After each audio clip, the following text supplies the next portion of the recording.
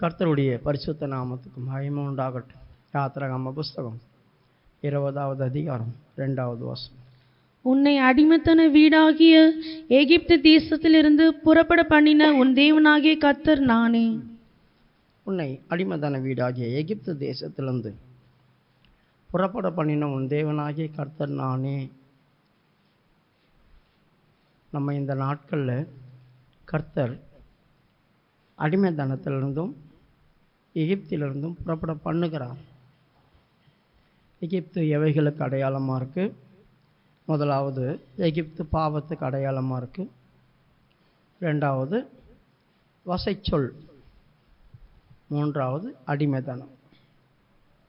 இப்படிப்பட்டதான காரியத்துக்கு அது நிழலாட்டமாக இருக்குது. நாம் இப்போது எகிப்தின் பாவங்களை குறித்து பார்த்துட்டு இருக்கிறோம். எகிப்து எந்தெந்த பாவத்துக்கெல்லாம் அடையாளமாக இருக்குது அப்படி சொல்லிட்டு தான் கடந்த 3 வாரம் எதிர்த்து பேசினதான பாவம், கோரா எதிர்த்து பேசின பாவத்தில் விழுந்து கெட்டு போனார்கள் அப்படி சொல்லி, அதுக்கப்புறமா நன்மை செய்ய அறிந்திருந்தும் அது செய்யாமல் போனால் பாவம் அப்படி சொல்லிட்டு தான் நன்மைன்னா என்ன, எதை செய்யாமல் போனால் பாவமாக முடியும் அப்படின்றதான காரியங்களை தான் சிலவற்றை நாம் பார்த்தோம். இன்றைக்கும் ஒரு 2 காரியத்தை பார்த்துட்டு அதுக்கப்புறம் மற்ற காரியத்துக்குள்ளே போவோம்.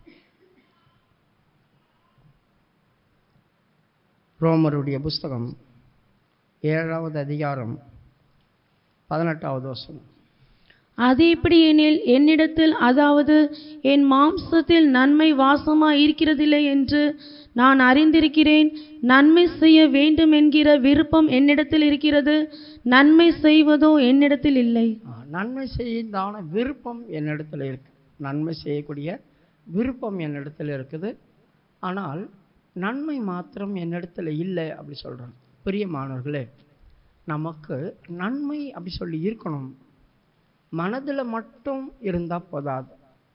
நன்மை செய்யணும் அப்படி சொல்லி மனசில் நினைக்கிறோம் இல்லையா? எவ்வளோ பேருக்கு நன்மை செய்யணும் அப்படின்னு மனசில் நினைக்கிறோம். ஆனால் அந்த நன்மை மனசில் மட்டும்தான் நினைக்கிறோம், நன்மையும் என்கிட்ட இல்லை அப்படி சொல்கிறேன். நன்மையோ என்கிட்ட இல்லை. அப்போ நன்மை என்கிட்ட இல்லை அப்படி சொன்னால் அப்போ என்ன தான் நம்ம செய்வோம்?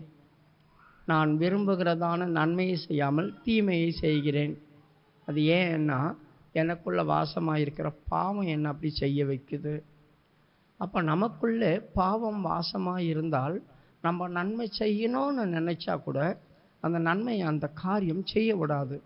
இந்த பாவம் என்ன செய்யுது? நமக்குள்ளே வாசம் பண்ணுது, குடியிருக்குது. அப்போது குடியிருக்கிறதான இது இந்த வீட்டை விட்டு வெளியே போகிற வரைக்கும் என் ஜீவியத்தில் என்ன செய்யாது? நன்மை இருக்காது. அது படிங்கம்மா. என் பாவம் எனக்குள்ளே வாசமாக இருக்குது. அந்தபடி நான் விரும்பாததை நான் செய்தால் நான் அல்ல, எனக்குள்ளே வாசமாக இருக்கிற பாவமே அப்படி செய்கிறது. எனக்குள்ளே வாசமாக இருக்கிறதான பாவம் தான் என்னை அப்படி செய்ய வைக்குது அப்படி சொல்கிறார். அப்போ நமக்குள்ளே வாசமாக இருக்கிறதான அந்த பாவம் என்ன செய்யுது? நம்மளுக்கே நன்மை செய்யணுன்றதான எண்ணம் இருந்தால் கூட அதை செய்ய விட மாட்டேது. அப்போ இது என்ன? முதலாவது நமக்குள்ள நன்மை உண்டாகணும், எதையாவது ஒரு காரியத்தில் நமக்கு நன்மை செய்யணும் அப்படின்னாக்கா முதலாவது நமக்குள்ளே வாசம் பண்ணுகிற அந்த பாவத்தை வெளியே அனுப்பணும். வாசம் பண்ணுகிற பாவத்தை வெளியே அனுப்பணும். ஏன்னா அதுதான் தடை பண்ணுது, அதுதான் நன்மையை செய்ய விட மாட்டேங்குது. நன்மைக்கு பதிலாக தீமையை செய்திடும், நன்மைக்கு பதிலாக தீமை செய்திடும். சரி,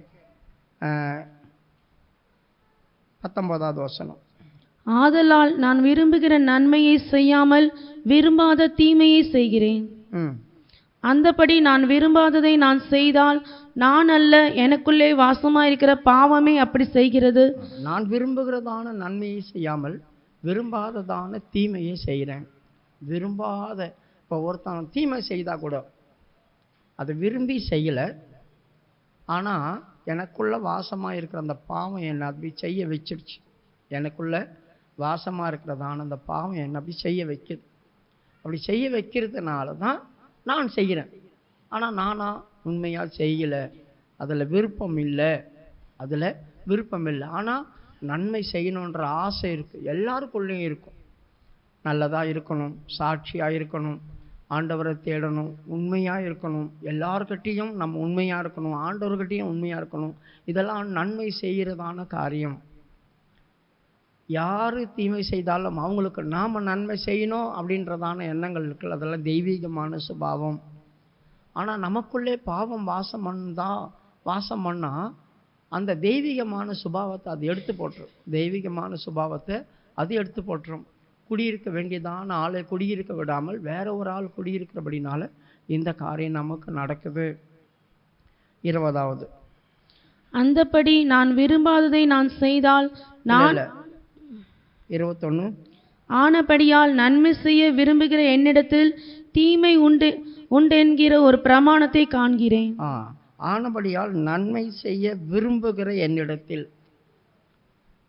அப்போ நான் நன்மை செய்ய விரும்புகிறேன், எப்படியாவது நன்மை செய்யணும் அப்படின்னு தான் விரும்புகிறேன். ஆனால் தீமை செய்கிற ஒரு பிரமாணம், நான் விரும்பாத தீமை செய்கிற ஒரு பிரமாணம் எனக்குள்ளே இருக்குது. அப்போ நன்மை செய்யணும்னு அடைஞ்சால் கூட நம்முடைய மனதில் தோன்றும், இல்லை இவங்களுக்கு செய்யக்கூடாது, இவங்களுக்கு இப்படி பண்ணக்கூடாது, இவங்களை எதையாவது ஒன்று பண்ணி தான் ஆகணும் அப்படின்றது என்ன, நமக்குள்ளே இருக்கிறதான தீமை அதை செய்ய விடாது, தீமை அதை செய்ய விடாது. 23, இது என்ன பண்ணுது இந்த பிரமாணம்? ஆகிலும் என் மனதின் பிரமாணத்திற்கு விரோதமாய் போராடுகிற வேறொரு பிரமாணத்தை என் அவயவங்களில் இருக்க காண்கிறேன். நல்ல கவனிங்க, என் மனதில் ஒரு பிரமாணம் இருக்கு. அது என்ன பிரமாணம்? தேவன் எனக்கு கொடுத்ததான பிரமாணம். அது என்ன?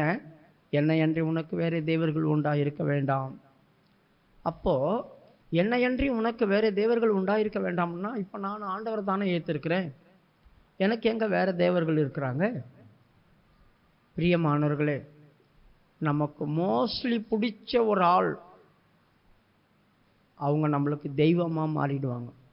நல்லா புரிஞ்சுக்க, எனக்கு ரொம்ப பிடிச்ச ஒரு ஆள் இருக்காங்க அப்படி சொன்னாக்கா அவங்க எனக்கு தெய்வமாக மாறுவாங்க. அது ஊழியக்காரங்களாக இருக்கட்டும், மனுஷங்களாக இருக்கட்டும், விசுவாசிகளாக இருக்கட்டும், இல்லை உலகத்தாராக இருக்கட்டும்.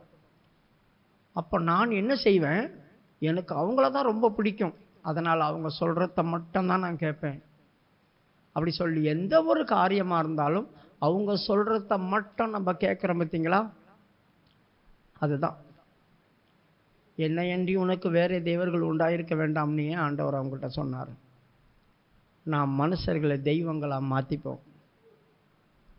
இப்போ நான் இருக்கிறேங்க, இப்போ நீங்கள் என்கிட்ட கேட்குறீங்க ஏதாவது ஒன்று, இப்போ உங்களுக்கு இங்கேருந்து பதில் வராது, மனசு கசப்பாயிடுச்சு அப்படி சொன்னாக்கா உங்களுக்கு பிடிச்சமான ஊழியக்காரங்க இருப்பாங்க இல்லையா, உடனேயும் எல்லா காரியத்தையும் அவங்க கிட்ட கேட்பீங்க, அவங்க கிட்ட தான் விசாரிப்பீங்க, அவங்க கிட்ட தான் உங்களுக்கு பதில் கிடைக்கும், அவங்க சொல்கிறபடி தான் நீங்கள் செய்வீங்க.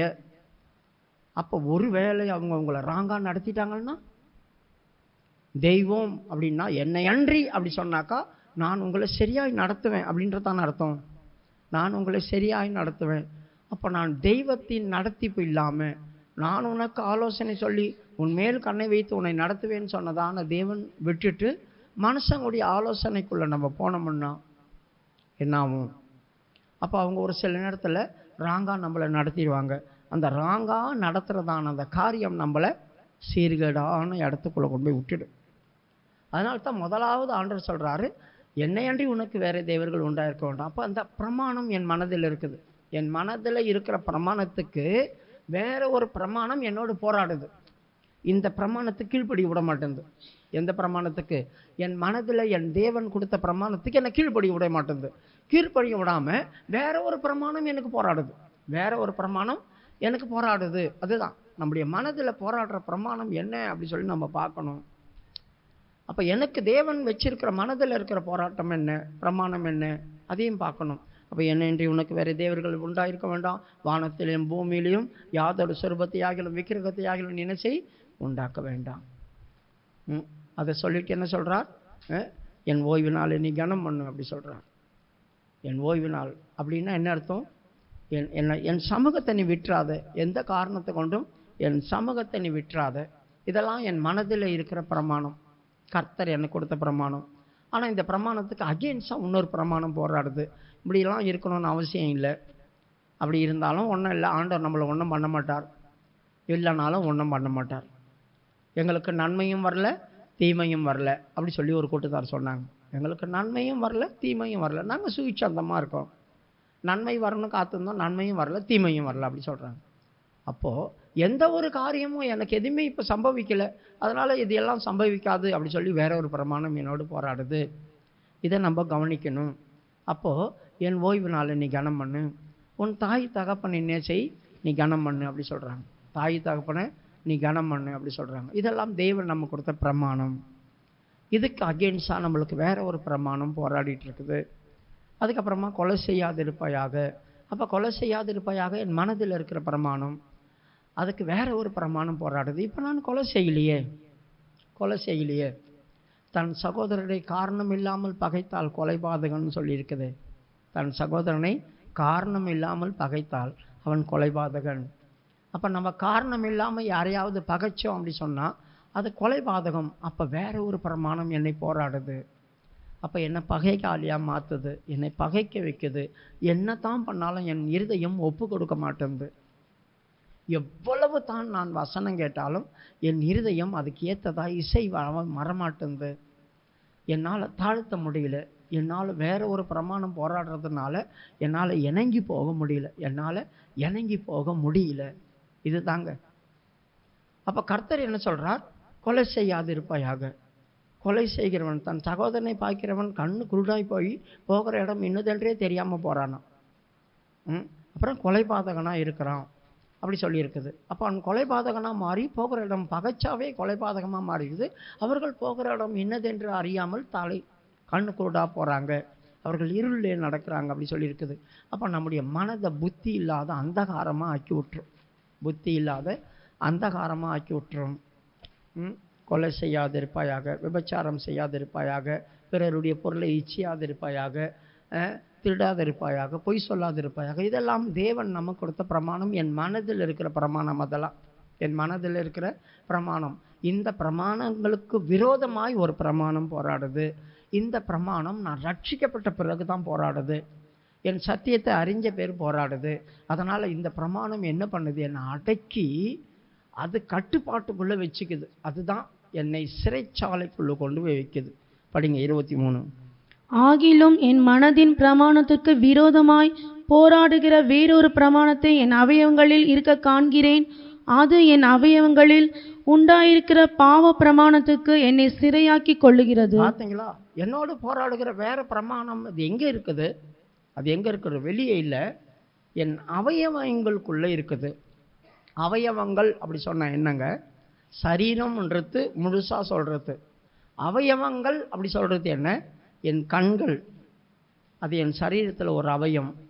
என் செவி, அது என் சரீரத்தில் ஒரு அவயவம். என் வாய், அது என் சரீரத்தில் ஒரு அவயவம். என் கைகள், அது என் சரீரத்தில் ஒரு அவயவம். என் இருதயம், அது என் சரீரத்தில் ஒரு அவயவம். என் கால்கள், இதெல்லாமே சரீரத்தில் அவயவங்கள். அப்போ காண்கிறதான அவயவங்களும் உண்டு, காணப்படாத அவயவங்களும் உண்டு. அப்போ எல்லாவற்றையும் பார்க்கலும் மனுஷனுடைய இருதயமே மகா கிறுக்குள்ளதும் கேடுள்ளதுமாக இருக்குது அப்படி சொல்லியிருக்கு. பார்த்தீங்களா? அப்போ எல்லாவற்றை பார்க்கலும், எல்லா அவயவங்களை பார்க்கலும் மனுஷனுடைய இருதயமே மகா கிறுக்குள்ளதும் கேடுள்ளதுமாக இருக்குது.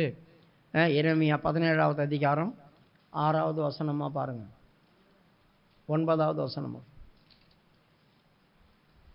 எல்லாவற்றை பார்க்கிலும் சொல்லுமா? எரேமியா 17ஆம் அதிகாரம் 9ஆம் வசனம். எல்லாவற்றை பார்க்கிலும் இருதயமே திருக்குள்ளதும் மகா கேடுள்ளதுமாய் இருக்கிறது. ஏன் இது இருதயம் மகா கிறுக்குள்ளதும் கேடுள்ளதுமா இருக்குது? இது யோசிக்கத்தக்கவைகளை யோசிக்காது. இதிலிருந்து புறப்படுறதான காரியங்கள் தான் மனுஷனை தீட்டுப்படுத்தன்னு இயேசு கிறிஸ்து சொன்னார். மனுஷனை தீட்டுப்படுத்துறது எதுன்னா வாய்க்குள்ளே போகிறதில்ல, இருதயத்திலேருந்து புறப்படுகிறதே மனுஷனை தீட்டுப்படுத்தும். பொல்லாத சிந்தனைகள் அதிலிருந்து வரும், களவுகள் அதிலிருந்து வரும், விபச்சாரங்கள், வேசித்தனங்கள், இதெல்லாமே அதிலிருந்து தான் வரும். அதுதான் நம்முடைய சரீரத்தை முழுசாக தீட்டுப்படும். அப்போது நம்ம சரீரத்தை தீட்டுப்படுத்தக்கூடியதாக எல்லாம் எங்கே இருக்குதுன்னா இருதயத்துக்குள்ளே இருக்குது. இருதயத்திலேருந்து வெளியே வர்றது தான் நம்முடைய சரீரத்தை தீட்டுப்படுத்திடும். அப்போ என் சரீரத்தில் இருக்கிறதான அவயவங்கள் இருக்க காண்கிறேன். அப்போ இருதயத்துக்குள்ளே இருக்குது.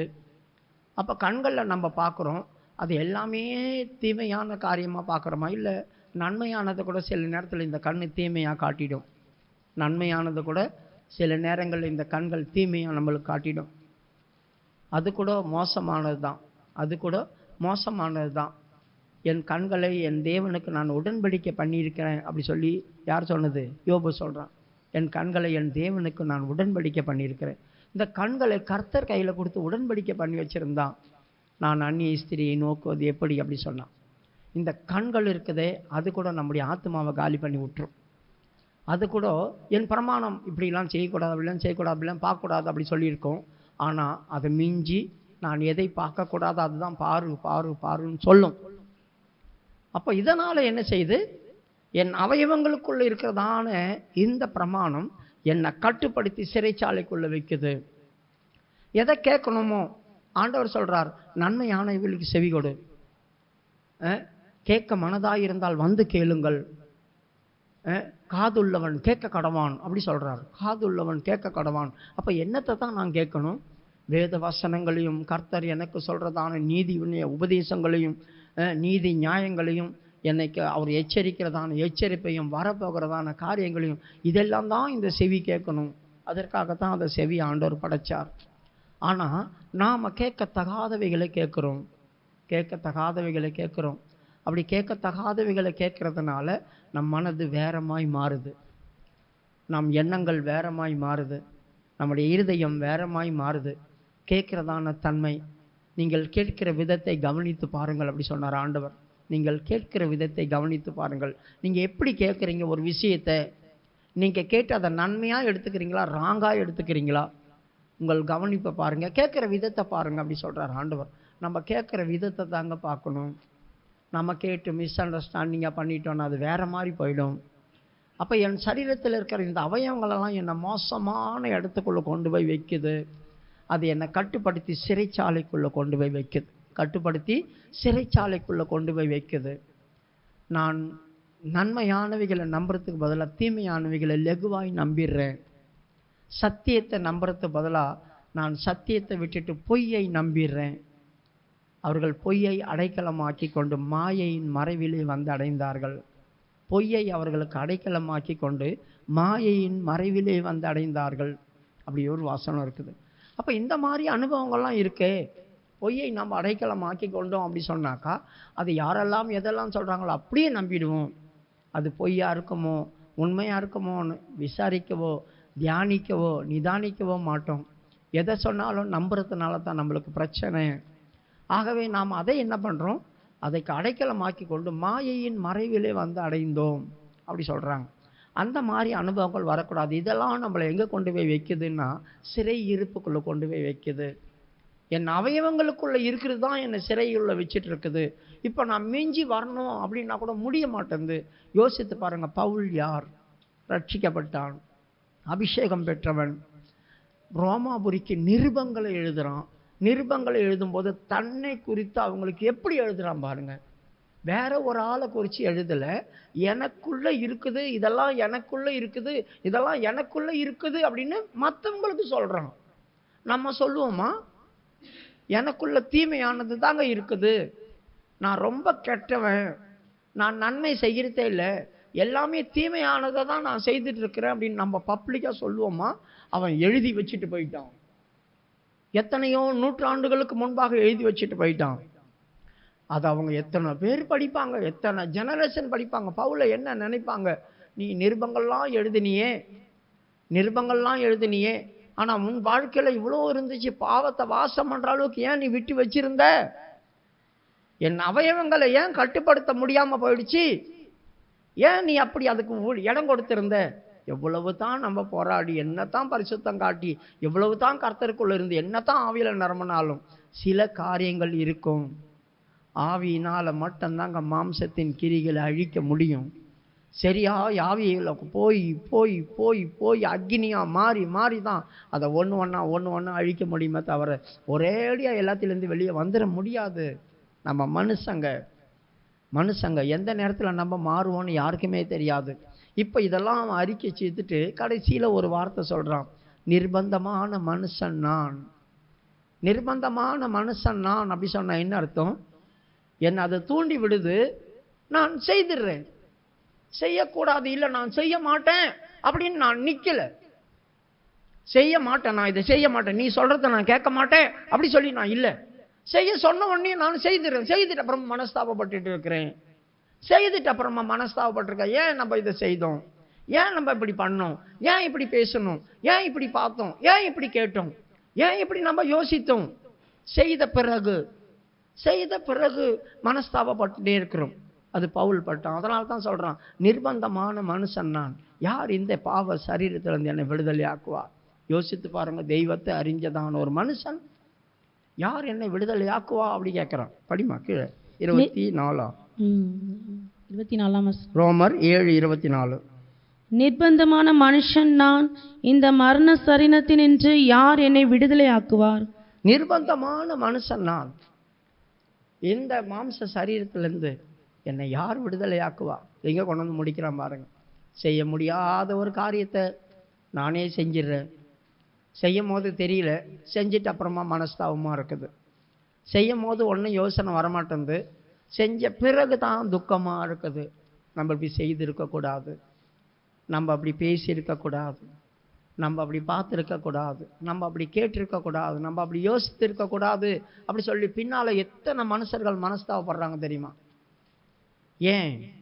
எனக்குள்ளே இருக்கிறதான காரியம் என்ன நிர்பந்தமான இடத்துக்குள்ளே கொண்டு போய் வச்சிருச்சு.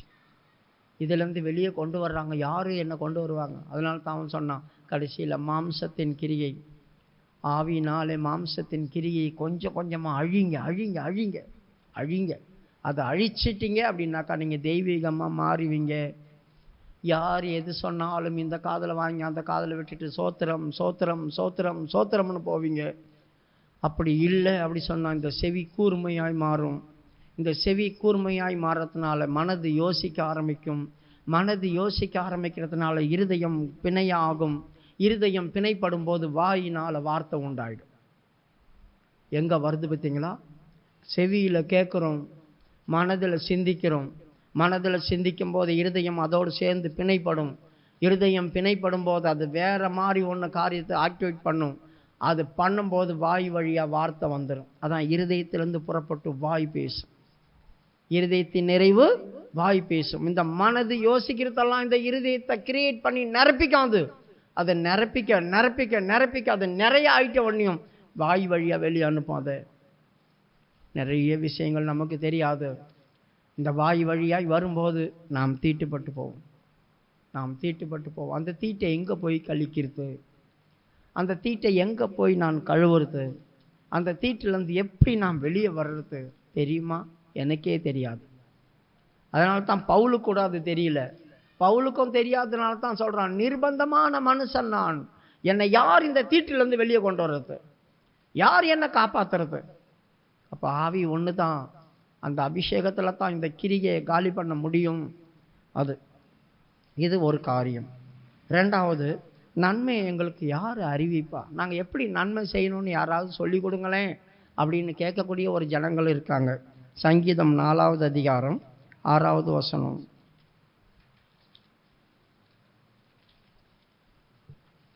எங்களுக்கு நன்மை காண்பிப்பவன் யார் என்று சொல்லுகிறவர்கள் அநேகர். எங்களுக்கு நன்மையை காண்பிப்பவர் யார் என்று சொல்லுகிறவர்கள் அநேகர். நன்மை செய்யணும்னு ஆசையாக தான் இருக்குது. எங்களுக்கு நன்மையை யாராவது காண்பீங்களம்பா, நாங்கள் நன்மை செய்யணுமே, எங்களுக்கு யாராவது அறிவிங்களேன், எங்களுக்கு யாராவது சொல்லி கொடுங்களேன் அப்படி சொல்லி அநேகர் கேட்குறாங்க. அவங்களுக்கெல்லாம் எல்லா மனுஷங்களுக்கும் நன்மை செய்யணும் ஆசை தாங்க. பயங்கரமான ரவுடியாக இருக்கட்டும், கொள்ளைக்காரனாக இருக்கட்டும், கொலைகாரனாக இருக்கட்டும், முரடனாக இருக்கட்டும், பயங்கரமான தீவிரவாதியாக இருக்கட்டும், அவனுக்குள்ளேயும் ஏதோ ஒரு காரியம் இருக்கும். நன்மை செய்யணும் அப்படி சொல்கிறதான எண்ணம் இருக்கும். யாராவது எங்களுக்கு சொல்லி கொடுத்தா நாங்கள் மாறுவோம் அப்படின்ற காரியம் இருக்கும். யாரும் தவறு செய்துட்டு தவறிலேயே சாவர வரைக்கும் இருக்கணும்னு விரும்பவே மாட்டாங்க.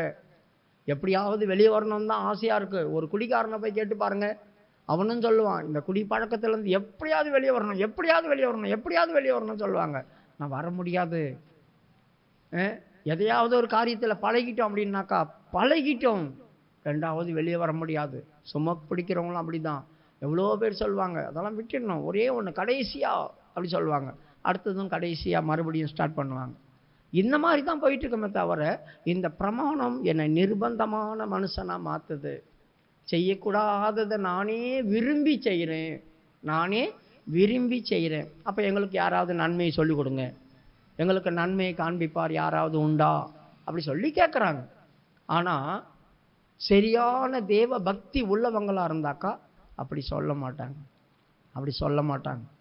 இல்லை, இதெல்லாம் அவாய்ட் பண்ணி நான் நன்மை செய்ய ஆரம்பிச்சிடணும். என் தேவன் எப்படிப்பட்டவர்? 5வது வசனம், நீங்கள் கோபம் கொண்ட நீதியின் பலிகளை செலுத்தி கர்த்தர் மேல் நம்பிக்கையாயிருங்கள். நீதியின் பலிகளை செலுத்தி கர்த்தர் மேல் நம்பிக்கையாயிரு. நீதியின் பலி, என் தேவ சமூகத்தில் போய் நான் என்ன செய்கிறேன்? நீதியின் பலியை செலுத்துகிறேன். அப்போ நீதியின் பலியை செலுத்தும் போது என் தேவன் மேல் நம்பிக்கையாக இருக்கிற என்னை மாற்றிடுவார், அவர் என்னை சேஞ்ச் பண்ணுவார். அவர் நான் நீதியின் பலி செலுத்துகிறேன், கர்த்தருடைய பிரமாணத்தின்படி நடந்திருக்கேன். இப்போ அதாங்க நீதியின் பலி. கர்த்தருடைய பிரமாணத்தின்படி இன்றைக்கு நான் நடந்தேன். இப்போ நான் கர்த்தருடைய கட்டளையின்படி நடந்தேன், அவர் சொன்ன மாதிரி இன்றைக்கி நடந்தேன். என்னால் முடிஞ்சதான் நடந்தேன், ரொம்பலாம் நடக்கலை, என்னால் முடிஞ்சது. அதனால தான் பாருங்கள், ஆண்டவர் சொன்னார், அவளால் இயன்றதை அவள் செய்தாள். இந்த மரியாள் கொண்டு வந்து அந்த பரிமள தைலத்தை ஊற்றும் போது எல்லாம் திட்டுறாங்க பாருங்கள். அப்போ ஆண்டவர் என்ன சொல்கிறார்? இவளை விட்டு விடுங்க, அவளால் இயன்றதை அவள் செய்தாள், முடிஞ்சதை செய்தேன். அதான் அப்போ என்னால் இயன்றதை நான் செய்கிறேன். கொஞ்சம் நீதி, ஒரு நாள் முழுதும் நீதி செய்யணும்னு இல்லை, ஏதோ என்னால் முடிஞ்சதை செய்தேன். அதனால் எனக்கு நம்பிக்கை இருக்குது, கர்த்தர் என்னை மாற்றுவார், கர்த்தர் என்னை மாற்றுவார் என்ற ஒரு பெரிய நம்பிக்கை எனக்கு இருக்குது. இப்போது 7வது வசனம் வாசிங்க. அவர்களுக்கு தானியமும் திராட்சரசமும் பெருகியிருக்கிற காலத்தின் சந்தோஷத்தை பார்க்கிலும் அதிக சந்தோஷத்தை என் இருதயத்தில் தந்தீர். அவர்களுக்கு தானியமும் திராட்சரசமும் பெருகியிருக்கிறதான காலத்தின் சந்தோஷத்தை பார்க்கிலும் அதிக சந்தோஷத்தை என் இருதயத்தில் தந்தீர். இது என்ன? தானியமும் திராட்சரசமும் அவர்களுக்கு அப்படி சொன்னாங்களா? அந்த யார் அவர்கள்? எங்களுக்கு நன்மையை காட்டுங்க அப்படி சொன்னாங்களே அவங்க. அப்போ அவங்களுக்கு அந்த தானியமும் திராட்சரசமும் எப்படிங்க பெருகுச்சு? அநியாயமாக தீமை செய்து நன்மை செய்யறதுக்கு பதிலாக தீமை செய்து பிடிச்சி எடுத்தவங்க. ஆனால் இவன் சொல்கிறான், அவங்களுக்கு அதெல்லாம் வந்து சந்தோஷப்பட்டாங்க, தீமையில் சந்தோஷப்படுறாங்க, நன்மையில் சந்தோஷப்படாமல் தீமையில் சந்தோஷப்படுறாங்க. அப்போ தீமையில் சந்தோஷப்பட்டு எல்லாத்தையும் எடுத்துக்கிட்டாங்க, எல்லாத்தையும் எடுத்துகிட்டு சந்தோஷமாக இருக்கிறாங்க. ஆனால் எனக்கு அவங்களுக்கு அப்போ கிடைச்ச சந்தோஷம், என் தேவனுக்கு நீதியின் பலி செலுத்தி அவர் மேல் நம்பிக்கையாக இருந்தேன் பார்த்தீங்களா, என்னால் முடிஞ்சதை அப்போ காப்பாற்றும் போது எனக்கு இந்த தானியமும் திராட்சரசமும் அவர்களுக்கு கிடைச்சும் போது அவங்க சந்தோஷப்பட்டது போல் எனக்கு தானியமும் கிடைக்கல, திராட்சரம். ஆனால் அந்த சந்தோஷம் எனக்கு வந்துச்சு, அந்த சந்தோஷம் எனக்கு வந்துச்சு. அதுதான் அதோடைய அர்த்தம். அது எப்படி இருக்கு பாருங்க, மறுபடியும் படிமா அந்த வசனத்தை. அவர்களுக்கு தானியமும் திராட்சரசமும் பெருகியிருக்கிற காலத்தின் சந்தோஷத்தை பார்க்கிலும் அதிக சந்தோஷத்தை என் இருதயத்தில் தந்தீர். எதற்காக அப்படி அவன் சொல்றான்? எதற்காக அவன் அப்படி சொல்றான்? 6வது வசனத்தை மறுபடியும் படிங்க. எங்களுக்கு நன்மை காண்பிப்பவன் யார் என்று சொல்லுகிறவர்கள் அநேகர், கர்த்தாவே உம்முடைய முகத்தின் ஒளியை எங்கள் மேல் பிரகாசிக்க பண்ணும். எங்களுக்கு நன்மையை காண்பிப்பவர் யார் அப்படி சொல்லிட்டு அவங்க கேட்டுன்னு இருக்காங்க பார்த்தீங்களா. அநியாயமாக அபகரிச்சவங்க, அநியாயமாக மோசம் பண்ணவங்க, ஏமாத்தினவங்க, இவங்க எல்லாமே. ஆனால் அவங்களுக்கு எல்லாமே இருக்குது, ஆனால் அவங்களுக்கு அவங்க இருதயத்தில் இப்படியும் ஒரு ஆசை இருக்குது. ஆனால் இவன் என்ன சொல்கிறான்? எங்களுக்கு அப்படியெல்லாம் இல்லை, தானியம் கிடையாது, திராட்சரசம் கிடையாது, ஆனால் உங்களுடைய முகத்தில் இருக்கிற ஒளியை எங்கள் மேலே வீச பண்ணினல்ல. அவங்களுக்கு அது கிடைச்ச சந்தோஷத்தில் அவங்க மகிற மாதிரி எங்களுக்கு அப்படி ஒரு சந்தோஷம் இருக்குது, எங்களுக்கு அப்படி ஒரு சந்தோஷம் இருக்குது. எங்களுக்கு உங்களுடைய முகத்தில் இருக்கிற வெளிச்சத்தை விடவா சந்தோஷம் வேற எங்கே இருக்கும்? அவங்களுக்கு உலக பிரியமாக கிடைச்ச தானியத்துக்கும் திராட்சரசத்துக்கும் சந்தோஷப்படுறாங்க, அதுவும் அவங்க நியாயமாக சம்பாதிக்கல, அநியாயமாக சம்பாதிச்சது. ஆனால் நாங்கள் அப்படி இல்லை, கர்த்தாவே நீதியின் பலி செலுத்தினதுனால உம்முடைய முகத்தில் இருக்கிற ஒளியை எங்கள் மேலே பிரகாசிக்க பண்ணிட்டு, உம்முடைய முகத்தில் இருக்கிற ஒளி எங்களுக்கு எதுவுமே இல்லை, தரித்திரராக கூட இருக்கட்டும், ஆனால் கர்த்தருடைய முகத்தில் இருக்கிற ஒளியை பிரகாசிக்க பண்ணினாரு. அதை விட இந்த தானியமும் திராட்சரசமாக சந்தோஷத்தை நமக்கு தரும். அதை விட நன்மை வேற என்ன இருக்குது என் வாழ்க்கையில்? என் தேவன் அவருடைய முகத்தை என் மேல் பிரகாசிக்க பண்ணினார். அதை விட பெரிய நன்மை இந்த உலகத்தில் எதுவுமே கிடையாதே. அவர் முகத்தையே பிரகாசிக்க பண்ணும்போது அவர் எனக்கு உண்ண உணவும் உடுக்க வஸ்திரமும் தரமாட்டாரா? அதுதான் அடுத்தது 8வது வசனம். சமாதானத்தோடே படுத்துக்கொண்டு நித்திரை செய்வேன், கர்த்தாவே நீர் ஒருவரே என்னை சுகமாய் தங்க பண்ணுகிறீர். இந்த இடத்துல அவங்களுக்கு கிடைக்காத ஒரு சமாதானம் இவனுக்கு கிடைச்சது. சமாதானத்தோட படுத்துக்கொண்டு நித்திரை பண்ணுவேன். பிரியமானவர்களே, எதற்காக இந்த வார்த்தையை சொன்னான்? அவர்கள் ஏமாற்றி அநியாயமா ஏதாவது ஒரு காரியத்தை பண்ணிட்டு வந்துட்டாங்க வச்சுங்க, நைட்டில் அவங்களுக்கு தூக்கம் வருமா? யோசித்து பாருங்க, தூக்கம் வருமா? ஒரு முறை நான் ஒரு காரியம் செய்தேன். மெக்கானிக்காக இருக்கும்போது செல்வமணி அண்ணன் வண்டியை எனக்கு ரிப்பேர் கொண்டு வந்து கொடுத்தாரு. ஆக்சிடெண்ட் ஆன அப்புறம் நான் அந்த வண்டி என்ன பண்ணேன், எல்லாம் காரியமும் பண்ணிவிட்டு ரிப்பேர் பண்ணி முடிச்சிட்டேன். கேஸ் பெண்ட் ஆயிருந்துச்சு. அப்போ தான் அவர் என்கிட்ட கொண்டு வந்து வண்டி தராரு. அப்போல்லாம் நான் ஏஜி சபைக்கு தான் போகிறேன். அப்போ வண்டியை ரிப்பேர் பண்ணிவிட்டு கொண்டு போய் அவர்கிட்ட விட்டுட்டு எவ்வளோ கமிஷன் அடித்தேன்? நான் 750 ரூபா கமிஷன் அடிச்சிட்டேன். மெக்கானிக்கு தானே, அதில் கொஞ்சம் இதில் கொஞ்சம் இதில் கொஞ்சம் அதில் காசு போட்டு 750 ரூபா கமிஷன் அடிச்சிட்டேன். இப்போ நான் போய் யார்கிட்ட காசு வாங்கினேன்னா பாஸ்டர் லூக்கா கிட்ட காசு வாங்கினேன். கொண்டு போய் வண்டியை விட்டு, புதன்கிழமை இருக்கும், கொண்டு போய் வண்டியை விட்டுட்டு அவர் காசு கூடாமல், கூட்டம் முடிஞ்சு பைபிள் ஸ்டடி நடந்துருச்சு, அந்த டைமில் கொண்டு விட்டு அவர்கிட்ட காசு வாங்கி போட்டு அப்படி சொன்னேன். இப்போ நான் போய் பில்லை கொடுத்து காசு வாங்கின்னு வந்துட்டேன். அவங்க காசை கொடுத்துட்டாங்க மனப்பூர்வமாக. ஆனால் எனக்கு நைட்லாம் தூக்கம் வரல. நைட்லாம் எனக்கு தூக்கம் வரல. அவங்க ஜபிக்கிறவங்க, கர்த்தர் அவங்ககிட்ட பேசிட்டு தாருனா, இவன் ஏமாற்றி பணம் எடுத்துகிட்டு போயிருக்கிறான், இவன் அவங்ககிட்ட இவ்வளோ பணத்தை ஏமாற்றிட்டான் அப்படி சொல்லி எனக்கு தூக்கமே வரல.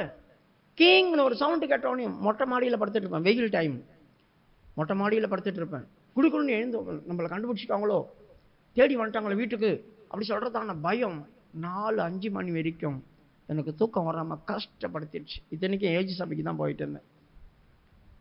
என்னை படாத பாடுபடுத்திடுச்சு.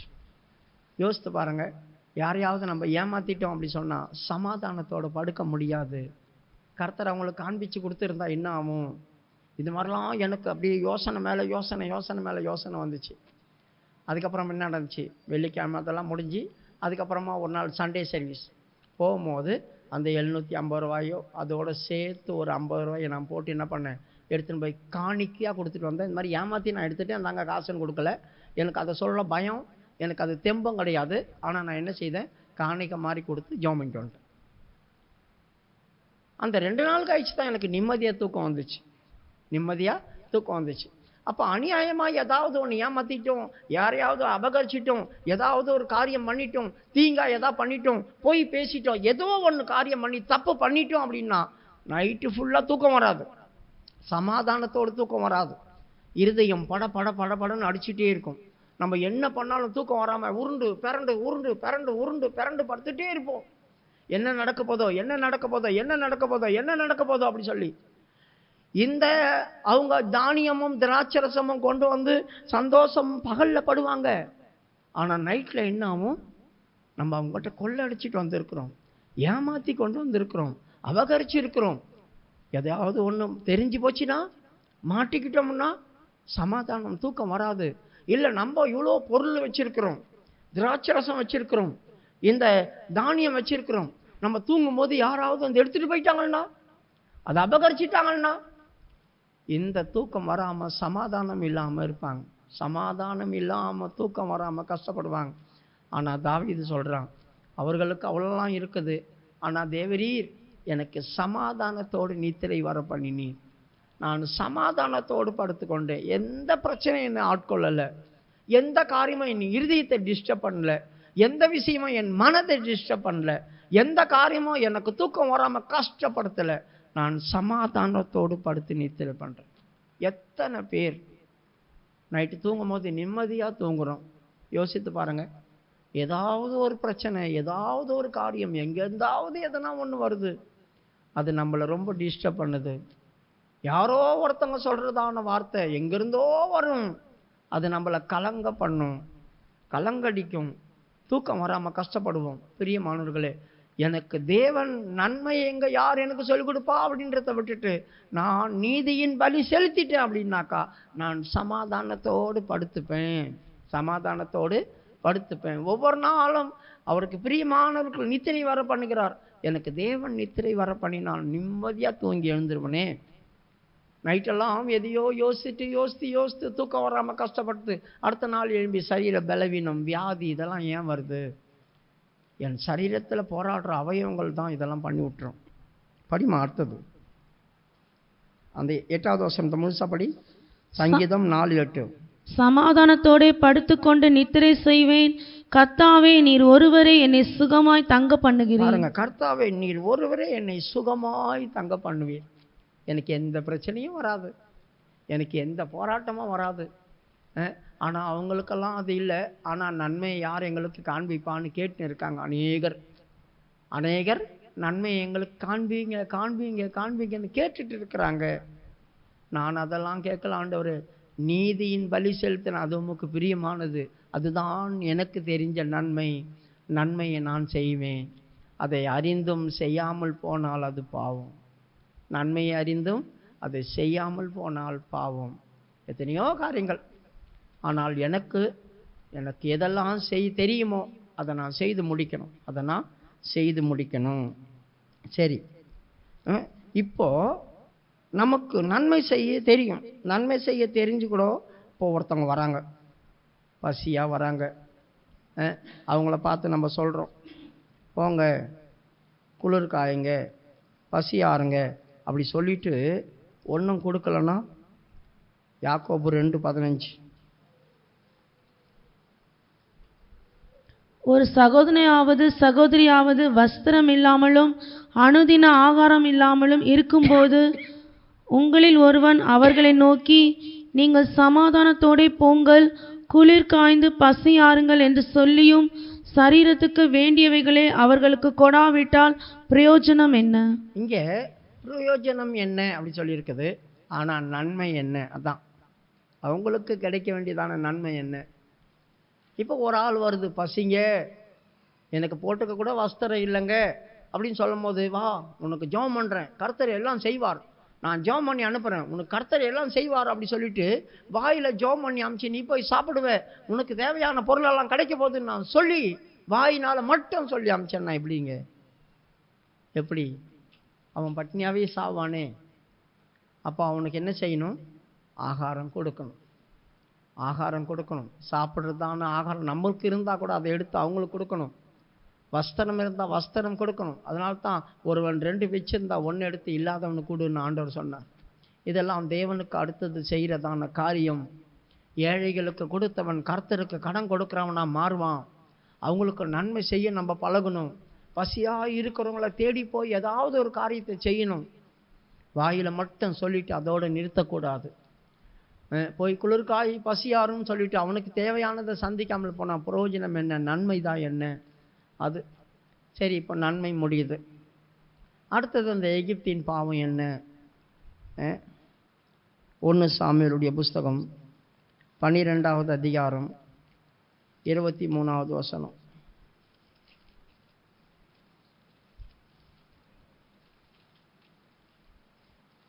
நானும் உங்களுக்காக விண்ணப்பம் செய்யாதிருப்பேனாகில் கர்த்தருக்கு விரோதமாக பாவம் செய்கிறவனாய் இருப்பேன். அது எனக்கு தூரமாய் இருப்பதாக. நன்மையும் செவ்வையுமான வழியை நான் உங்களுக்கு போதிப்பேன். நான் உங்களுக்காக விண்ணப்பம் செய்யாதிருந்தால் பாவம் செய்கிறவனா இருப்பேன். அதுவும் யாருக்கு விரோதமா? கர்த்தருக்கு விரோதமாய் பாவம் செய்கிறவனா இருப்பேன். பிரியமானவர்களே, நீங்கள் தனிப்பட்ட விஷயத்தில் நீங்கள் ஜெபம் பண்ணிக்கிறீங்க, அது வேற. மணிக்கணக்கில் உங்களுக்காக ஜெபம் பண்ணுறீங்க. என்றைக்காவது அழிந்து போகிறதான ஆத்மாக்களுக்காக நீங்கள் உபவாசம் போட்டு ஜெபம் பண்ணுறீங்களா? அவங்களுக்காக அழுது ஜெபம் பண்ணுறீங்களா? அவங்களுக்காக முழங்காலில் நிற்கிறீங்களா? அப்படி நின்னால் உங்கள் பின்னால் ஆத்மா வந்துட்டே இருக்கும்.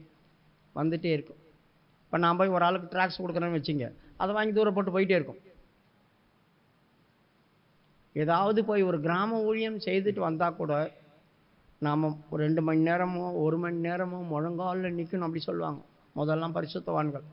ஒரு ஆள்கிட்ட போய் ஒரு சத்தியம் பேசிட்டு வந்தால் கூட, ஆண்டவரே இன்றைக்கி அவங்ககிட்ட நான் சத்தியம் பேசிட்டு வந்திருக்கிறேனே, ஆண்டவரே அவங்ககிட்ட ஆண்டவருடைய வார்த்தை பேசிட்டு வந்திருக்கிறேனே, கிரிகை நடப்பிக்கிட்டோம் அவங்களுக்காக தெரப்பின் வாசலில் நிற்கணும். ஏன்னா அவங்களுக்குள்ள பிசாசு பூந்திருக்கும், பேய் அடிமைத்தனம் பண்ணி வச்சுருக்கோம். அந்த பேய் நம்மக்கிட்ட போராடும், அவங்களோட போராடும். அப்போ நான் சொன்ன காரியம் அவங்க மனதில் நிற்கணும். பேய் அதை கலைச்சிடக்கூடாது. விதைக்கிறவன் வசனத்தை விதைக்கிறான். அவன் விசுவாசித்து ரட்சிக்கப்படாதபடிக்கு விதைத்த உடனே அதை பிசாசு வந்து பிடிங்கி போட்டுருவான். பேய் வந்து பிடிங்கி போட்டுருவான். நம்ம சொல்லிட்டு வந்த உடனே பேய் பிடிங்கி போட்டுருவான். அப்போ பிரயோஜனம் என்ன? அப்போ நம்ம என்ன செய்யணும்? அவங்களுக்காக ஜெபிக்கணும். அப்போ முதலாவது தேவன் செய்ய சொல்றதான காரியம் என்ன? ட்ராக்ஸ் கொடுக்க வேணாம்னு சொல்லல, தப்பே கிடையாது. நீ உட்காந்து அழிஞ்சு போகிற ஆத்மாக்கா ஜோம் பண்ணும். வீட்டில் உட்காந்து ஜோம் பண்ணும். கர்த்தர் எத்தனை ஆத்மா கொண்டு வர்றாரு பார். கண்டிப்பாக கொண்டு வருவார். நாம் எவ்வளோ கொண்டு போய் செய்தாலும் ஒவ்வொருத்தரும் வாங்கி கிழிச்சு போடுவாங்க, தீக்கி தூரம் போடுவாங்க. அதை யாராவது கீழே மிதிச்சுட்டு போவாங்க. அதில் இயேசுன்ற பேர் இருக்கும். காலில் மிதிக்கிறதுக்கு நம்மளே காரணமாயிடும். பாஸ்டர் ஜோயெல்லாம் பாட்டு புக்கு கூட கீழே இருக்க விட மாட்டார் கன்வென்ஷனில். அதில் தேவன் பேர் எழுதியிருக்கும், இயேசுன்னு பேர் எழுதியிருக்கும். அதை மெரிக்கிறதுக்கு நீ காரணமாயிடாது அப்படி சொல்லுவார். மெரிக்கிறதுக்கு நீ காரணமாயிடாது அப்படி சொல்லுவார். நாம் சரியாக விளங்கி கொள்ளணும், புரிஞ்சு கொள்ளணும். ஜபம் ரொம்ப முக்கியம். அப்போ இவன் யாருக்கிட்ட சொல்கிறான்? உங்களுக்காக நான் விண்ணப்பம் செய்யாதிருந்தால் கர்த்தருக்கு விரோதமாய் பாவம் செய்கிறவனாக இருப்பேன், அது எனக்கு தூரமாக இருப்பதாக அப்படி சொல்கிறான். அது எனக்கு தூரமாக இருப்பதாக. யார் இவங்க? பிரியமானவர்களே, தேவன் இவங்களை நடத்திட்டு வந்தார். தீர்க்கதரிசியை வைத்து வழி நடத்தினார். ஆனால் இவங்க என்ன தெரியுமா கேட்டாங்க? எங்களுக்கு ஒரு ராஜா வேணும் அப்படி சொன்னாங்க. நாங்கள் எவ்வளோ பாவம் செய்தோம், அந்த பாவம்லாம் இல்லாமல் இன்னொரு பாவத்தை நாங்கள் கூட்டிக்கிட்டோம். எங்களுக்கு ஒரு ராஜா வேணும் அப்படின்னு கேட்டு அந்த பாவத்தை நாங்கள் கூட்டிக்கிட்டோம். அதனால தான் எங்களுக்கு பிரச்சனையும் போராட்டமும் அதிகரிச்சது. நாங்கள் சாகாதபடி எங்களுக்காக ஜெபம் பண்ணுங்க அப்படி சொல்கிறாங்க. 19 படிமா. சாமுவேலை பார்த்து, நாங்கள் சாகாதபடிக்கு உம்முடைய தேவனாகிய கர்த்தரிடத்தில் உம்முடைய அடியாருக்காக விண்ணப்பம் செய்யும். பாருங்க, நாங்கள் சாகாதபடிக்கு எங்களுக்காக உம்முடைய தேவனாகிய கர்த்தர். அப்ப இவங்களுக்கு தெய்வம் இல்லையா? யோசிச்சு பாருங்க, எப்படி சொல்றாங்க பாருங்க. உம்முடைய தேவனாகிய கர்த்தரிடத்தில் வேண்டிக் கொள்ளுங்கன்னா அப்ப இவங்களுக்கும் தானே ஒரு தேவன். மறுபடியும் படிமா அந்த வசனத்தை. சாமுவேலை பார்த்து, நாங்கள் சாகாதபடிக்கு உம்முடைய தேவனாகிய கர்த்தரிடத்தில் உம்முடைய அடியாருக்காக விண்ணப்பம் செய்யும். பாத்தீங்களா, உம்முடைய தேவனாகிய கர்த்தர் அப்படி சொல்றாங்க. அப்ப இவங்களுக்கு தானே தேவன் அவரு. எப்படி பிரிச்சாங்க பாத்தீங்களா இவங்க? அப்ப இவங்களுக்கும் தானே தேவன். நம்முடைய தேவனை நோக்கி அப்படித்தானே சொல்லியிருக்கணும். அப்ப தேவன் எவ்வளவு குளிர்ந்து இருப்பார். அந்த மாதிரி ஒரு வார்த்தையை அவங்க சொல்லியிருந்தா ஆண்டவருக்கு எவ்வளவு சந்தோஷமா இருந்திருக்கும். உம்முடைய தேவனாகிய கர்த்தர். அப்ப அவர் எங்களுக்கு தேவன் இல்லை, நீ வேணும்னா அவர் கேட்பார், நாங்க வேணும்னா கேட்க மாட்டார். அந்த மாதிரி இடத்துக்குள்ள அவங்க போயிட்டாங்க. படிமா முழுசா. நாங்கள் செய்த எல்லா பாவங்களோடும் எங்களுக்கு ஒரு ராஜா வேண்டும் என்று கேட்ட இந்த பாவத்தையும் கூட்டிக் கொண்டோம். பாத்தீங்களா, எங்களுக்கு எல்லா பாவமும், நிறைய பாவம் செய்தோம். ஆனா என்ன செய்தல? எங்களுக்கு ஒரு ராஜா வேணும், எங்க மன விருப்பத்துக்கு ஏற்ற மாதிரி ஒரு ஆள் வேணும். நம்ம அதானே விரும்புகிறோம். இந்த ஊழியக்காரர் இருந்தால் நல்லா இருக்கும், அந்த ஊழியக்காரர் வந்தால் நல்லா இருக்கும், இந்த ஊழியக்காரர் மாறி போனால் நல்லா இருக்கும், அவர் மாறி வந்தால் நல்லா இருக்கும் அப்படி கேட்குறோம் இல்லையா? அதுதான், எங்களுக்கு ஒரு ராஜா வேண்டுமென்று நாங்கள் வேண்டிக் கொண்ட இந்த பாவமும் நாங்கள் கொஞ்சம் கூட்டி சேர்த்து கொண்டோம். பாவத்தோடு பாவத்தை கூட்டும்படி என்னை இல்லாமல் ஆலோசனை பண்ணாதீங்கன்னு ஆண்டவர் சொல்கிறார். பாவத்தோடு பாவத்தை கூட்டும்படி என்னை இல்லாமல் அவர்கள் ஆலோசனை பண்ணுகிறாங்க. எங்கே இருக்கு அந்த வசனம்? ஏசாயாவுடைய புஸ்தகம் 30வது அதிகாரம் 1வது வசனமா பாருங்க.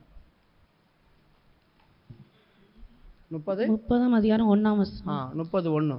பாவத்தோட பாவத்தை கூட்டும்படி என்னை அல்லாமல் ஆலோசனை பண்ணி. பாருங்க, பாவத்தோடு பாவத்தை கூட்டும்படி என்னை அல்லாமல் ஆலோசனை பண்றாங்க. கர்த்தரை கேட்கவே மாட்டாங்க. தேவ சமூகத்தில் உட்காந்து ஜெபம் பண்ணணும் அப்படின்ற எண்ணமே கிடையாது. ஆண்டவர் சமூகத்தில் ஆலோசனை கேட்போம், இது என்னதான் முடியும், ஆண்டவரே நீர் என்ன நினைக்கிறீர், உம்முடைய ஆலோசனை என்ன, அதெல்லாம் கேட்கறது கிடையாது. எடுத்தவொடனே நம்மளே முடிவு பண்ணிக்கிறோம், நம்மளே தீர்மானம் பண்ணிக்கிறோம், எல்லாமே நம்மளே செய்கிறோம். அதனால்தான் பாவத்தின் மேல் பாவம் அவர்களுக்குள்ள சேராதபடி என்னை இல்லாமல் என்ன செய்யும், பாவத்தோடு பாவத்தை கூட்டும்படி என்னை இல்லாமல் ஆலோசனை பண்ணுகிறார்கள். என் ஆவியை அல்லாமல் தங்களை மூடிக்கொள்ள பார்க்கிறவர்களும் என் வாக்கை கேளாமல் பார்வோனின் பலத்தினாலே பெலக்கவும் எகிப்தின் நிழலிலே ஒதுங்கவும் வேண்டும் என்று எகிப்துக்கு போகிறவர்களும் ஆகிய முரட்டாட்டம் உள்ள புத்திரருக்கு ஐயோ. பாவத்தோடு பாவத்தை கூட்டுறவங்களை பத்தி என்ன சொல்லி இருக்குது? முரட்டாட்டம் உள்ளவங்க. என் ஆவியை அவங்க ஆலோசனை கேட்க மாட்டாங்க, அவங்க ஆவியிலேயே அவங்க மூடிக்கிறாங்க. பார்வோனுடைய பலத்தில் சார்ந்து கொள்ளணும்னு நினைக்கிறாங்க. பார்வோனுடைய பலத்தில் சார்ந்து கொள்ளணும், அந்த நிழலில் நான் நிற்கணும் அப்படின்னு சொல்லி நினைக்கிறாங்க. யாரையாவது சார்ந்து கொள்ளணும் அப்படின்னு நினைக்கிறாங்க. நீங்கள் வாங்க, நீங்கள் வாங்க, நீங்கள் கொஞ்சம் உதவிக்குவாங்க, நீங்கள் கொஞ்சம் உதவிக்குவாங்க, நம்மளாம் 2 பேரும் சேருவோம், நீ கொஞ்சம் சேர்ந்துங்க, நீங்கள் கொஞ்சம் சேர்ந்துங்க. அப்புறம் 4-5 பேர் சேர்ந்துக்கிட்டோம்னா கொஞ்சம் பலனாக இருக்கும்ல, கொஞ்சம் பலனாக இருக்கும்ல, அப்போ கொஞ்சம் பவராக இருக்குமே, கொஞ்சம் பலன் கூடுமே. அதுதான் என்னை அல்லாமல் அவரை சார்ந்து கொள்கிறீங்க. முதலாவது என்ன செய்யுங்க, முரட்டாட்டம் உள்ள ஜனங்க. அப்போ பாவத்தோடு பாவத்தை கூட்டுறாங்க. இப்போ இஸ்ரவேல் ஜனங்களுக்கே தெரியுது, நாங்கள் எங்களுக்கு ஒரு ராஜா வேண்டும் என்று சொல்லி இந்த பாவத்தையும் கூட்டிக்கிட்டோம். அதனால் நாங்கள் சாவ போகிறோம், எங்களுக்காக விண்ணப்பம் பண்ணணும். அப்போ இவன் யாருக்காக விண்ணப்பம் பண்ணணும்? செத்து போகிற ஜனங்களுக்காக விண்ணப்பம் பண்ணணும். யார் கையில் இவங்க சாவ போகிறாங்க? ஆண்டவர் கையில் சாவ போகிறாங்க. ஆண்டவர் கையில் சாவ போகிறதான ஜனங்களுக்காக ஜெபம் பண்ணணும். அதுதான் ரொம்ப முக்கியம். எங்கேயோ உலகத்தில் பாவத்தில் செத்து போகிறவங்களுக்காக ஜெபம் பண்ணல. ஆண்டவருடைய ஜனங்க இவங்க. ஆண்டவருடைய ஜனங்க முரட்டாட்டம் பண்ணி விழுந்து போனாங்க. முரட்டாட்டம் பண்ணி விழுந்து போகிறதான இவங்களுக்காக இவன் விண்ணப்பம் பண்ணணும். அப்படி பண்ணலைன்னா கர்த்தருக்கு விரோதமாய் பாவம் செய்வான். துர்மார்க்கனை பார்த்து சாகவே சாவா என்று நான் சொல்லும்போது நீ அவனுக்காக உத்தரவாதம் பண்ணல அப்படின்னாக்கா அவன் அந்த துர்மார்க்கத்தில் செத்து போயிடுவான், நீ அந்த இரத்தப்பழியை சுமப்ப. அதனால் அப்படி ஒரு காரியம் வரக்கூடாது. அதனால தான் எனக்கு அது தூரமாக இருப்பதாக அப்படி சொல்லி அவன் சொல்கிறான். அப்போ நாம் சரியான விதத்தில் இருக்கணும், இல்லை அந்த எகிப்தின் பாவம் நமக்குள்ளே வந்துடும். அப்போ என் மன விருப்பத்தின்படி நாங்கள் ஒரு ராஜாவை வேண்டும் என்று கேட்டு இந்த பாவத்தையும் கூட்டிக்கிட்டோம்.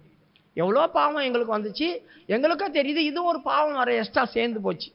அதனால் நாங்கள் சாகாதபடி என்ன செய், எங்களுக்காக விண்ணப்பம் பண்ணு, எங்களுக்காக வேண்டுதல் செய் அப்படி சொல்கிறான். பிரியமானவர்களே, அழிந்து போகிறதான ஜனங்களுக்காக, கர்த்தருக்கு துரோகம் பண்ண ஜனங்களுக்காக, உன்னை பகைக்கிற ஜனங்களுக்காக ஜெபம் பண்ணல அப்படின்னா கஷ்டங்க, கஷ்டம். இயேசு கிறிஸ்து 3 காரியங்களுக்காக ஜெபம் பண்ணார். 3 விதங்கள். முதலாவது லூக்காவுடைய புஸ்தகம் 6வது அதிகாரம் வரும்போது,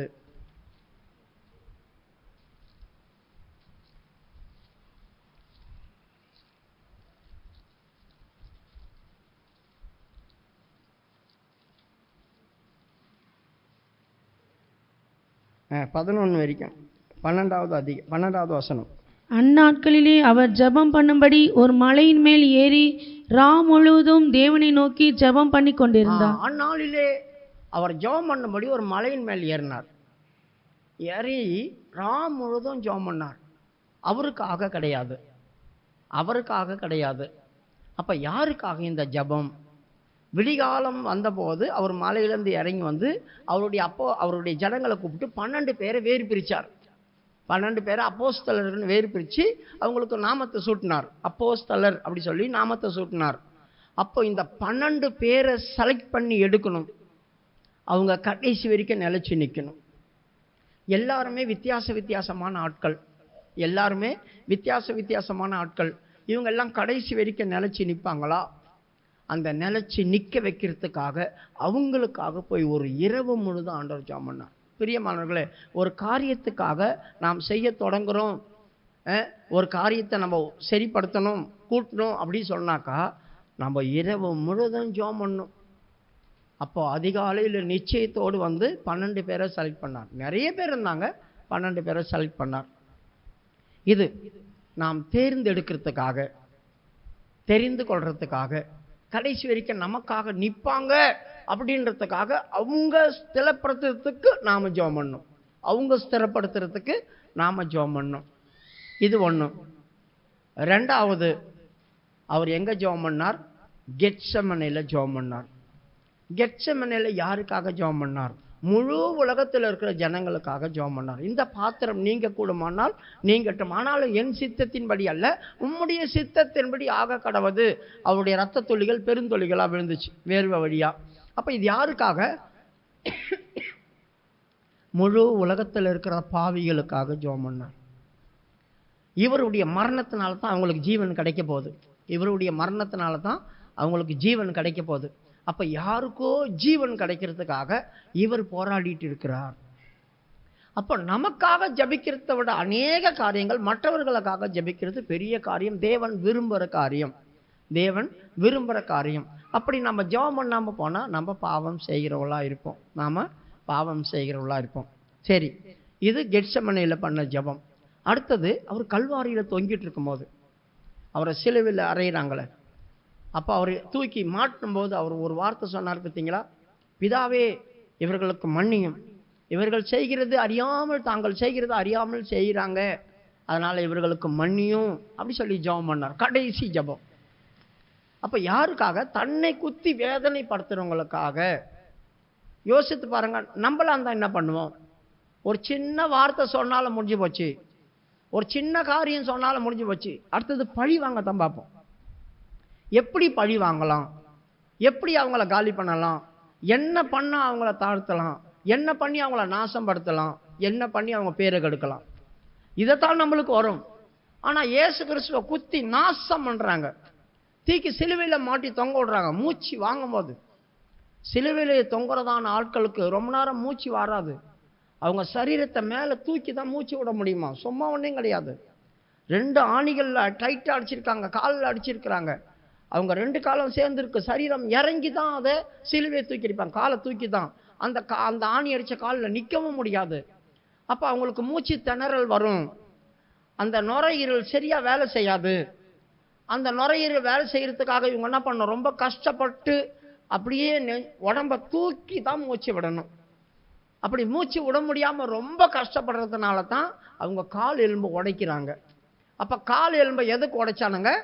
கால் எலும்பு உடைக்கும் போது இவங்க ஸ்டென் பண்ணி எழும்புறாங்களே மூச்சு விடுறதுக்கு, அப்போ எழும்ப முடியாது. எழும்ப முடியாமல் போகும்போது மூச்சு திணறல் வந்து செத்துருவாங்க, மூச்சு அடித்து செத்துருவாங்க. அப்போ தான் அதனால தான் கால் எலும்பு உடைக்கிறாங்க. சும்மா ஒன்றையும் உடைக்கல, 2 பேருடைய கால் எலும்பு உடைச்சாங்களே எதுக்கு? அவங்க சரீரத்தை தூக்கி தூக்கி மூச்சு விடணும், தூக்கி தூக்கி மூச்சு விடணும்.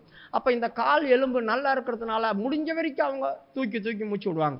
இந்த கால் எலும்பு முடிஞ்சு போச்சுன்னா சரீரம் தூக்காது, அந்த வெயிட் இறங்கும். அந்த வெயிட் இறங்கும் போது மூச்சு திணறல் வரும், மூச்சு அடைக்கும், உடனேயும் செத்துருவான். அதுக்கு தாங்க கால் எலும்பு உடைச்சாங்க. இயேசு கிறிஸ்து கால் எலும்பு உடையில. அப்போ அவங்க மூச்சு விட முடியாமல் திணறாரு. தன்னை குத்துனவங்களுக்கு போய் ஜெபம் பண்ணுறாரு, அறியாமல் செய்கிறாங்க, மன்னிச்சிருங்க ஆண்டவரே, மன்னிச்சிருங்க, இவங்களுக்காக மன்னியும் அப்படி சொல்லி ஜெபம் பண்ணார். அப்போ முதலாவது என்ன செய்தார்? தமக்கு உண்டான சீசர்களை பாதுகாக்கணும், நிலைச்சி நிற்கிறதுக்காக ஜெபம் பண்ணார். 2வது முழு உலகத்துக்காக ஜெபம் பண்றார். 3வது தன்னை குத்தினவங்களுக்காக ஜெபம் பண்றார். அதான் ரொம்ப மேன்மையானது. பிதாக்கள்கிட்ட சொல்றார், இவங்களை மன்னிச்சிருங்க அப்படி சொல்லி. அது ரொம்ப மேன்மையானது. அந்த அனுபவம் நம்மளுக்கு இருக்கணும். பழைய ஏற்பாட்டில் யாருக்காவது அந்த அனுபவம் இருந்துச்சா? தானியேலுக்கு இருந்துச்சு. இப்போ நேபுகாத்நேச்சார் 2வது அதிகாரத்தில் ஒரு சொப்பனம் பார்க்குறான். அந்த சொப்பனத்துக்கு அவனுக்கு அர்த்தம் தெரியல. அர்த்தம் தெரியாமல் இருக்கிறதால அந்த ஜனங்களை கூப்பிட்டு கேட்குறான், இதுக்கு என்னடா அர்த்தம் அப்படி சொல்லி. யாருமே அதுக்கு அர்த்தம் சொல்லலை. அதனால் நீங்களாம் எதுக்கு இருக்கிறீங்க? அவனுக்கு என்ன வைராக்கியம்னா, நீங்களாம் எதுக்கு இருக்கிறீங்க? ஐயா, நீங்கள் சொப்பனத்தை சொல்லுங்க, அதுக்கு நாங்கள் அர்த்தம் சொல்கிறோம் அப்படி சொல்லி மந்திரவாதிகளும் சாமியார்களும் வந்து கேட்குறாங்க, பூசாரிகளாம். இப்போ நேபுகாத்நேச்சார் என்ன தெரியுமா? அவன் சொப்பனத்தை மறக்கலை. நிறைய ஊழியக்காரங்க அவன் சொப்பனம் கண்டான் மறந்துட்டான். இப்போ நான் ஒரு சொப்பனம் கண்டு மறந்துட்டேன்னு வைங்க, அந்த சொப்பனத்தை கர்த்தர் உங்களுக்கு வெளிப்படுத்திட்டார். நீங்கள் வந்து சொன்னால் கூட நான் மறந்துட்டேனே, அப்புறம் எப்படி நினைவு வரும் எனக்கு? அவன் என்னன்னாக்கா, நான் இப்போ ஒரு சொப்பனம் கண்டேன், அதுக்கு அர்த்தம் என்னன்னு தெரியல, என் இருதயம் கலங்குது, வாங்க அதுக்கு யாருன்னா அர்த்தம் சொன்னால் நான் பணம் தரேன்னாக்கா, பணத்துக்காக வேற மாதிரி அர்த்தம் சொல்லிட்டாங்கன்னா, அவனை வஞ்சிச்சு ஏமாத்திட்டாங்கன்னா, அப்போ அவன் ஒரு திட்டம் போடுறான். என்ன? நான் சொப்பனம் கண்டேன் மறந்துட்டான் அப்படின்னு எந்த பைபிள்லையும் கிடையாது. சொப்பனத்தை அவன் மறந்துட்டான் அப்படி சொல்லி பைபிளில் கிடையாது. நம்மளே கிரியேட் பண்ணிக்கிட்டோம். அவன் சொப்பனம் கண்டு மறந்துட்டான், அதனால சொப்பனத்தை நீங்களே சொல்லுங்க அப்படி சொல்கிறான். இல்லை, அவன் தெளிவாக தான் இருக்கான். படிமா 2வது அதிகாரம், தானியேல் 2வது அதிகாரம் 16-17. தானியேல் ராஜாவினிடத்தில் போய், இல்லை அது இல்லை, நேபுகாத்நேச்சார் சொல்லுவான், என் சொப்பனத்தையும் சொல்லணும், அதோடைய அர்த்தத்தையும் நீங்கள் சொல்லாவிட்டால் காலதாமதம் பண்ணுகிறீங்க, உங்களை அழிச்சு போட்டுருவோம் அப்படி சொல்கிறான்.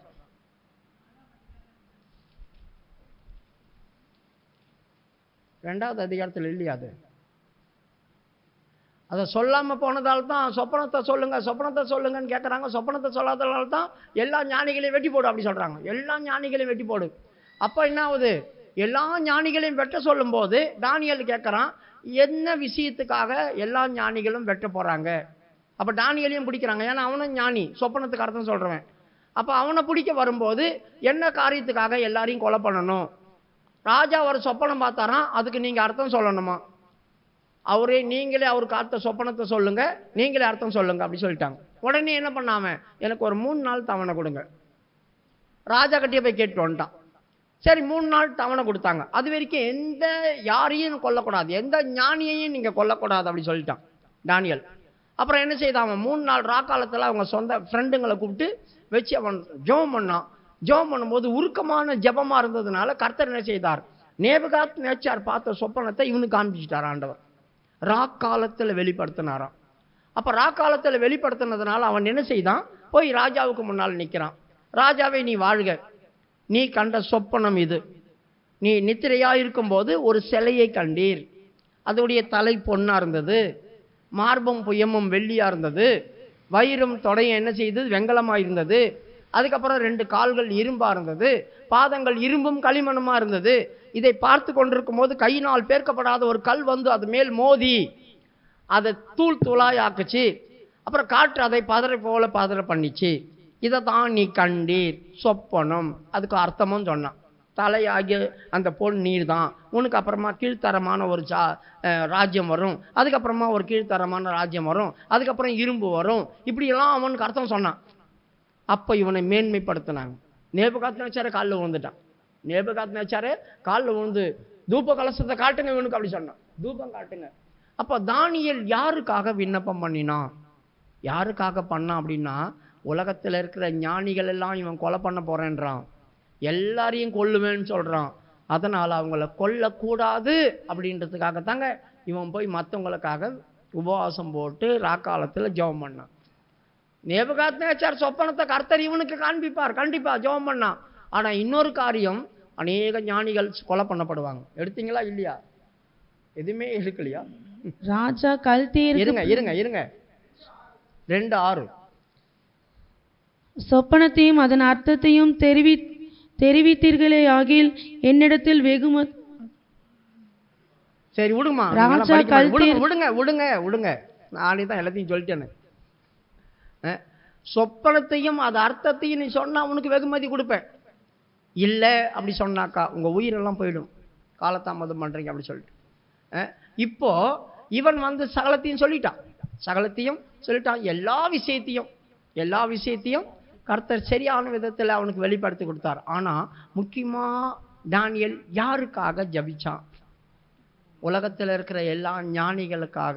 அவங்க உயிர் போயிடக்கூடாது, அவங்க உயிர் போகக்கூடாது. எல்லாரையும் அவன் வெட்டுவேன்னு சொல்றான், எல்லாரையும் அவன் கொல்லுவேன்னு சொல்றான். அப்படி சொல்லிட்டதால தான் அவன் ஜெபம் பண்ணான். இப்போ ஜெபம் பண்ணிட்டு வந்து அதோடைய அர்த்தத்தையும் சொன்னான். அப்போ நாம ஜெபம் பண்றோம். 1 ரெண்டாவது அவன் ஜெபம் பண்ணான். 6வது அதிகாரம் வரும்போது யாருக்காக ஜெபம் பண்ணான்? எருசலேமுடைய பார்க்கடிப்பு நீங்கிறதுக்காக ஜெபம் பண்ணான். அப்போ ராஜாவுடைய முத்திரை கையொப்பம் விட்டது. என்னன்னு கையொப்பம் விட்டுருக்காங்க, 30 நாள் வரைக்கும் யாரும் ஜெபம் பண்ணக்கூடாது. யாராவது தேவனை நோக்கி விண்ணப்பம் பண்ணியாச்சுன்னா ராஜாவை தான் ஆராதிக்கணும், ராஜா கிட்ட தான் விண்ணப்பம் பண்ணணும். ராஜாவை தவிர வேற எந்த தெய்வத்தையாவது விண்ணப்பம் பண்ணிட்டா அவன் சிங்க கொபியில போடப்படுவான் அப்படி சொல்லிட்டாங்க. ராஜா கையப்பம் பத்திரத்தில் இட்டான்னு தெரிஞ்சிருந்து கூட என்ன செய்தாங்க, இவன் போய் பலகண்ணியை திறந்து வச்சு தான் ஜெபம் பண்ணான். ரகசியமா மூடி ஜெபம் பண்ணல, பலகண்ணிகளை திறந்து வச்சு தான் ஜெபம் பண்ணான். அப்போ இவன் அகப்பட்டான்.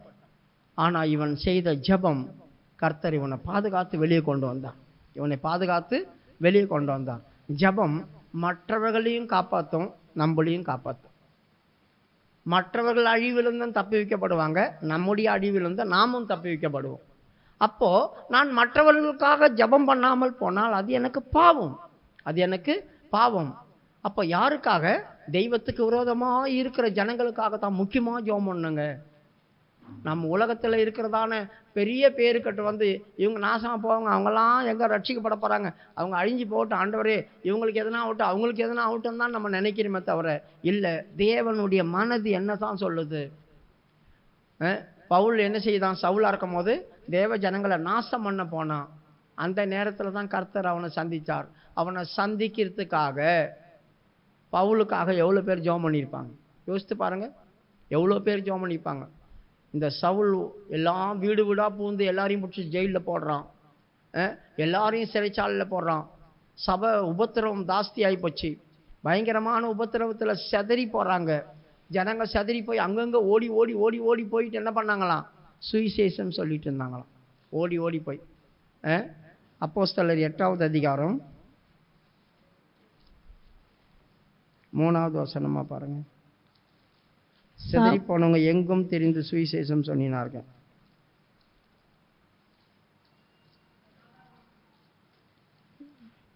சிதறி போனவர்கள் எங்கும் தெரிந்து சுவிசேஷ வசனத்தை பிரசங்கித்தார்கள். 3வது வசனம். சவுல் வீடுகள் தோறும் நுழைந்து புருஷரையும் ஸ்திரீகளையும் இழுத்து கொண்டு போய் காவலில் போடுவித்து சபையை பாழாக்கி கொண்டிருந்தான். சபை பாழாக்கப்பட்டிருக்கு. சபையை அழிக்கிறாங்க. இந்த நாட்கள்லேயும் எவ்வளோ பேர் சபையை நாசம் பண்ணுறாங்க. ஊழியக்காரங்களை அழிக்கிறாங்க, ஊழியக்காரங்களை கொல்றாங்க. இப்போ கூட பாருங்க, ஆந்திராவில் ஒரு பெரிய காரியம் நடந்துச்சு. ஒரு பாஸ்டரை வாயிலே அடித்து உடைச்சிருக்காங்க. எவ்வளோ பெரிய காரியமாச்சு. இப்படி பண்ணுறாங்க. ஆனால் அந்த பாஸ்டருடைய மனைவி அவங்கள விட்டுடுங்க அப்படி சொல்லிட்டாங்க. ஒரிசாவில் ஒரு ஊழியக்காரங்களை உயிரோட வச்சு கொளுத்துனாங்க, ஜீப்போட. அவங்க மனைவி என்ன சொன்னாங்க? விட்டுருங்க, அவங்கள மன்னிச்சிருங்க அப்படி சொல்கிறாங்க. எங்கள் மார்க்கம் மன்னிக்கிற மார்க்கம். எப்படி அந்த இருதயம் எப்படி இருந்திருக்காங்க? நம்மளுக்கு நடந்தால் எப்படி இருக்கும்? எல்லாரும் சப்போர்ட்டுக்கு வராங்க, எல்லாரும் சப்போர்ட்டுக்கு வராங்க. அப்படி வரும்போது அவங்கள பிடிச்சி எல்லாரும் எங்கள் கண்ணு முன்னால் கொலை பண்ணுங்க, எங்கள் கண்ணுக்கு முன்னால் தூக்கில் போடுங்க அப்படிலாம் சொல்லலை. விட்டுடுங்க, அவங்கள விட்டுடுங்க. உண்மையாகவே இந்த காரியத்தை கேட்கும் போது எனக்கு அந்த இருதயம் இருக்குமா? ஆண்டவரே, நம்மளுக்கு யாராவது அப்படி பண்ணி துரோகம் பண்ணிட்டு அவங்கள நம்ம இப்படி மன்னிச்சு விட்டுருங்க அப்படின்னு சொல்லுவோமா? கண்டிப்பாக அப்படி பக்குவம் ஆச்சா இல்லையான்னு எனக்கு தெரியாது. அவங்களுக்கு அந்த இருதயம் எப்படி பக்குவம் ஆச்சு, எப்படி அவங்க அந்த மன்னிச்சாங்க, எப்படி அவங்கள விட்டுடுன்னு சொன்னாங்க, எந்த அளவுக்கு தெய்வத்துக்குள்ள அவங்க இருதயம் நெருங்கி இருந்திருக்கும், எப்படிப்பட்டதான சுபாவம் அவங்களுக்கு இருந்திருக்கும். எப்படிப்பட்ட வார்த்தை வருது பாருங்க. அந்த இருதயத்தை, அந்த வார்த்தையை அந்த அவங்கள அந்த பாஸ்டர்களை கொலை பண்ணவங்க யாராவது கேட்டு இருந்தா இருதயம் நொறுங்கிடும். உண்மையாவே இருதயம் உடைஞ்சு நொறுங்கிடும். நம்ம அவங்களுக்கு எவ்வளவு துரோகம் பண்ணோம், நம்மளை மன்னிச்சிருன்னு சொல்றாங்களே, நம்மளை மன்னிச்சிருன்னு சொல்றாங்களே. அதுதாங்க சத்துருக்களுக்காக ஜெபம் பண்றது. சும்மா ஒன்றும் கிடையாது, சத்துருக்களுக்காக ஜெபம் பண்றது. அப்ப வீடுகள் தோறும் ஒருத்தன் போய் பாழாக்கிட்டு கிடக்குறான், நாசம் பண்றான். அப்போ அந்த காலத்தில் இருந்த அப்போஸ்தலர்கள் சும்மா இருந்திருப்பாங்களா? அவனுக்காக போராடி போராடி ஜெபம் பண்ணியிருப்பாங்க. போராடி போராடி ஜெபம் பண்ணுறதுனால தான் கர்த்தர் என்ன செய்தார்? அவனை தமஸ்குக்கு போகிற வழியில் கண்டுபிடிச்சார். உடனடியாக வந்தார், நிருபத்தை வாங்கிட்டு போகிறான். உடனே வந்து அவனை சந்தித்தார். சந்தித்த போது அவன் உள்ளே வரும்போது பண்ணாம பாருங்க பக்தி வைராக்கியம். அப்போஸ்தலர்கள் கூட கையில் கூட அந்த மாதிரி இல்லை, அப்போஸ்தலர்கள் கூட அந்த வைராக்கியம் இல்லை. பெரிய காரியம் இவன் தான் செய்தான். யாரு? பாழாக்கணும் வந்தான். யார் இந்த சபைக்கு விரோதமாய், சத்தியத்துக்கு விரோதமாய், ஊழியக்காரங்களுக்கு விரோதமாய் எழும்புறாங்களோ அவங்களுக்காக தயவு செய்து ஜெபம் பண்ணுங்க. அவங்க உள்ள வந்தாங்கன்னா பயங்கரமான பக்தி வைராக்கியத்தை காட்டுவாங்க, பயங்கரமான பக்தி வைராக்கியத்தை காட்டுவாங்க. சொன்னவனையும் ஏத்துக்கிறாங்களே, ஆண்டவரை பத்தி சொன்னவனையும் ஏத்துட்டு வராங்களே, அந்த அளவுக்கு பக்தி வைராக்கியம் இருக்காது. வெறித்தனமா இருக்காங்களே, இவங்களெல்லாம் விடக்கூடாது அப்படி சொல்லியிருக்காங்களா, அவங்களாம் ரட்சிக்கப்பட்டோம். அந்த வெறியை இங்கே வரும்போது அப்படியே மாற்றுவாங்க பக்தி வைராக்கியமா. அவங்க செய்கிறதான காரியங்கள்லாம் ஆச்சரியமாக இருக்கும். அப்போ நம்ம ஜபிக்க வேண்டியது எது? அவங்க அடிச்சிட்டு போகிறாங்க, அவங்க நாசமாக போயிடுவாங்க, அவங்க சபிக்கப்பட்டு போயிடுவாங்க, ஊழியக்காரங்க மேலே கை வச்சுட்டாங்க, சபையை உடைக்கிறாங்க, அதை பண்ணுறாங்க, இதை பண்ணுறாங்க, அவங்க குடும்பம் எங்கே உருப்பட போகுது, நாசமாக போகுது. அப்படி தான் நம்ம சொல்லிட்டு இருக்கிறோமே தவிர ஒரு நாள் கூட உட்காந்து என்ன செய்ய மாட்டோம். நம்ம முழங்கால் போட்டு ஆண்டவரே இப்படிப்பட்டதான ஜனங்களை சந்திச்சு நாங்கள் எப்படி சாட்சி சொல்லுவாங்க? நாங்கள் அடித்தோம், கொன்னோம். ஆனால் இப்போ பாருங்க, என் தேவனை ஆராதிக்க என்னையும் கொண்டு வந்து ஆண்டவர் வச்சிருக்கிறார். பவுலே சொல்றான், நான் சபையை பாழாக்கி கொண்டிருந்தேன், பிரதான பாவி, பாவிகளை ரட்சிக்க கிறிஸ்து இயேசு உலகத்தில் வெளிப்பட்டார் என்று அறிந்திருக்கிறோம். அதில் பிரதான பாவி நான் இரக்கம் பெற்றேன், நான் இரக்கம் பெற்றேன், நான் பயங்கரமா சபையை தூசித்து பாழாக்கி கொண்டிருந்தேன், இரக்கம் பெற்றேன் அப்படி சொல்றாம பார்த்தீங்களா? அதுதான். அப்ப நம்ம மற்றவங்களுக்காக ஜெபிக்கணும். யாருக்காக? தேவனுக்கு விரோதமாக அகேன்ஸ்டாக இருக்கிறாங்களே அவங்களுக்காக ஜெபிக்கணும். அது செய்யாமல் போனதான் பாவம், அது செய்யாமல் போனதான் பாவம். இப்போ தானியேலும் என்ன பண்ணான்? அந்த பால் கடிப்புக்காக ஜெபம் பண்ணான். அப்புறம் அழிந்து போகிறதான அந்த ஞானிகளுக்காக ஜெபம் பண்ணான். கர்த்தர் பெரிய காரியம் செய்தார். கர்த்தர் என்ன செய்தார்? பெரிய காரியம் செய்தார். சரி, அடுத்தது யோபு கிட்ட வருவோம். யோபு எதற்காக ஜெபம் பண்ணான்? 42:10. யோபு 42:10. யோபு தன் சிநேகிதருக்காக வேண்டுதல் செய்தபோது கர்த்தர் அவன் சிறையிருப்பை மாற்றினார். யோபுக்கு முன்னிருந்த எல்லாவற்றை பார்க்கிலும் 2 தனையாய் கர்த்தர் அவனுக்கு தந்தருளினார். இப்போ யோபு தன் சிநேகிதருக்காக விண்ணப்பம் பண்ணினான், ஜெபம் பண்ணினான். கர்த்தர் இவன் சிறையிருப்பை மாத்துறார். யார் இந்த சிநேகிதர்கள்? எப்படிப்பட்டவங்க இந்த சிநேகிதர்கள்? பார்த்துருவோமா? சாதாரணமாக இந்த சிநேகிதருக்கு இவன் எப்படி ஜெபம் பண்ணான்? யோபு சிநேகிதருக்காக ஜெபம் பண்ணும்போது கர்த்தர் அவன் முகத்தை பார்த்தார் அப்படி சொல்லியிருக்கு. மறுபடியும் படிமா 42:10. யோபு தன் சிநேகிதருக்காக வேண்டுதல் செய்தபோது கர்த்தர் அவன் சிறையிருப்பை மாற்றினார். யோபுக்கு முன்னிருந்த எல்லாவற்றை பார்க்கிலும் 2 தனையாய். 9வது வசனம் வாசி. கர்த்தர் யோபின் முகத்தை பார்த்தார். 8ஆம் வசனம். ஆதலால் நீங்கள் 7 காளைகளையும் 7 ஆட்டுக்கடாக்களையும் தெரிந்து கொண்டு என் தாசனாகிய யோபினிடத்திற்கு போய் உங்களுக்காக சர்வாங்க தகன பலிகளை இடுங்கள். என் தாசனாகிய யோபுவும் உங்களுக்காக வேண்டுதல் செய்வான். நான் அவன் முகத்தை பார்த்து. எதுக்கு நான் அவன் முகத்தை பார்க்கணும்? ஆண்டவர் சொல்றார் பாருங்க, நான் அவன் முகத்தை பார்ப்பேன். அவன் முகத்தை பார்த்து உங்கள் புத்தினமான காரியத்துக்கு தக்க வண்ணமாய் உங்களுக்கு நான் தண்டனை கொடுக்க மாட்டேன். ஏன்னா நீங்கள் புத்தி இல்லாமல் சில காரியம் பண்ணிட்டீங்க, அதுக்கேற்ற தண்டனை உங்களுக்கு வரும். ஆனால் யோபின் முகத்தை நான் பார்ப்பேன், பார்த்த பிறகு தான் உனக்கு ஜட்ஜ்மெண்ட்லாம் அப்படி சொல்லிட்டார். இப்போ எதுக்கு ஆண்டவர் அவன் முகத்தை பார்க்கணும்? ஏன்னா இன்னமும் இவன் இருதயத்தில் பகை இருக்கா? இன்னும் அவங்க பண்ண காரியங்கள் இவன் மனசில் வச்சிருக்கானா? அப்படி வச்சிருந்தா முகம் சுளிப்பு வரும். என்னை இவ்வளோ பண்ணிட்டு என்கிட்டயே ஜெபம் பண்ண வரீங்களே, இவ்வளோ பேசிட்டு என்கிட்டயே ஜெபம் பண்ண வரீங்களே அப்படி சொல்லி அவன் முகம் நாடி மாறுதா? நான் யோபுவை பார்க்கணும், அவன் முகத்தை பார்க்கணும், பார்த்த பிறகு தான் உங்களுக்கு ஜட்ஜ்மெண்ட்டு அப்படி சொல்லிட்டார் ஆண்டவர். இப்போ யோபு முகத்தை ஆண்டவர் பார்த்தார். எந்த விதமான காரியம் அவன் இருதயத்துக்குள்ள மனதில் முகத்தில் கூட காட்டல. சரி, இந்த யோபுடைய சிநேகிதர்கள் எப்படிப்பட்டவன் பார்க்கலாமா? சாதாரணமானவங்கள். அவனை 10 முறை நிந்திச்சாங்க. 19வது அதிகாரம் 2வது வசனம். யோபு 19வது அதிகாரம் 2வது வசனம். நீங்கள் எந்த மட்டும் என் ஆத்துமாவை வருத்தப்படுத்தி வார்த்தைகளினால் என்னை நொறுக்குவீர்கள். இப்போது 10 தரம் என்னை நிந்தித்தீர்கள்.